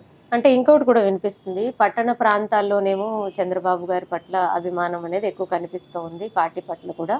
అలాగే పల్లెల వైపు ఎక్కువ వైఎస్ఆర్ పార్టీ వైపు ఉంది. చంద్రబాబు నాయుడు గారు అరెస్ట్ కాకముందు మీరు చెప్పిందంతా వాస్తవమే. ఓకే. చంద్రబాబు నాయుడు గారు అరెస్ట్ చేయకముందు పల్లెల్లో కాదు పట్టణాల్లో కాదు ఇటు మళ్ళీ అతనే వస్తాడు అనే శబ్దమే వినిపించింది. ఓకే. ఎప్పుడైతే అరెస్ట్ చేసి 53 రోజులు లోపల పెట్టి ఆయన మీద విపరీతమైనటువంటి ఇది తీసుకొచ్చి అపనిందలన్నీ ఎప్పుడైతే ప్రాపగాండ చేసి నిరూపించలేకపోయారో అక్కడి నుంచి మారిపోయింది. ఓకే. సో అంటే ఇప్పుడు అన్ని చోట్ల కూడా చంద్రబాబు గారి వైపే అభిమానం అనేది ఇప్పుడు వస్తున్న జనం చూడండి, ఆయనకి అర్ధరాత్రి అయినా అపరాత్రి అయినా అసలు ఎవరు వాళ్ళు డబ్బులు ఇచ్చి తీసుకొస్తున్నారా లేకపోతే అధికారం ఉందా వీళ్ళకి? మరి వాళ్ళల్లో అందరూ పెన్షన్లు తీసుకుంటున్న వాళ్ళు లేరా, పథకాలు తీసుకుంటున్న వాళ్ళు లేరా, ఈ బెనిఫిట్స్ అన్ని పొందుతున్న వాళ్ళు లేరా? అందులో మీరు చెప్పుకుంటున్నటువంటి సస్యశ్యామలం అంతా అనుభవించే వాళ్ళే వాళ్ళను, ఎందుకు వాలంటరీగా వస్తున్నారు వాళ్ళు? మీరు ఆర్డర్ చేస్తే కానీ రావట్లా, మీరు రాకపోతే మీకు అది తీసేస్తాం అంటే భయానికి వస్తున్నారు. ఇలాంటి పరిస్థితులు కూడా ఉన్నాయి. అంతేగా అక్కడ గ్రామ వాలంటీర్స్ తో చెప్పిస్తారనమాట. మేము ప్రత్యేకంగా అనేకమైన ఫోన్ కాల్స్ ఉన్నాయి కదండి. రేపు పొద్దున ఎలా తీసుకురావాలి, ఎంతమంది రావాలి, డ్వాక్రా వాళ్ళు ఎవరు రావాలి, వీళ్ళు ఎవరు రావాలి, వాళ్ళు ఎవరు రావాలి, మొత్తం ఫోన్ కాల్స్ అన్ని వచ్చేస్తాయి. ఓకే. సో ఇప్పటి వరకు మనము ఆంధ్రప్రదేశ్ యొక్క పొలిటికల్ సినారియో అలాగే చంద్రబాబు నాయుడు గారి గురించి తెలుసుకునే ప్రయత్నం చేశాము. మళ్ళీ ఇంకొక ఇంటర్వ్యూలో మిమ్మల్ని కలిసి ఇంకొంచెం విశేషంగా విషయాలంటే ఎలక్షన్స్ దగ్గరకు వస్తున్నాయి కాబట్టి ముందు పరిస్థితుల గురించి కూడా కొంచెం తెలుసుకోవడానికి ప్రయత్నిస్తాం సార్. తప్పకుండానండి.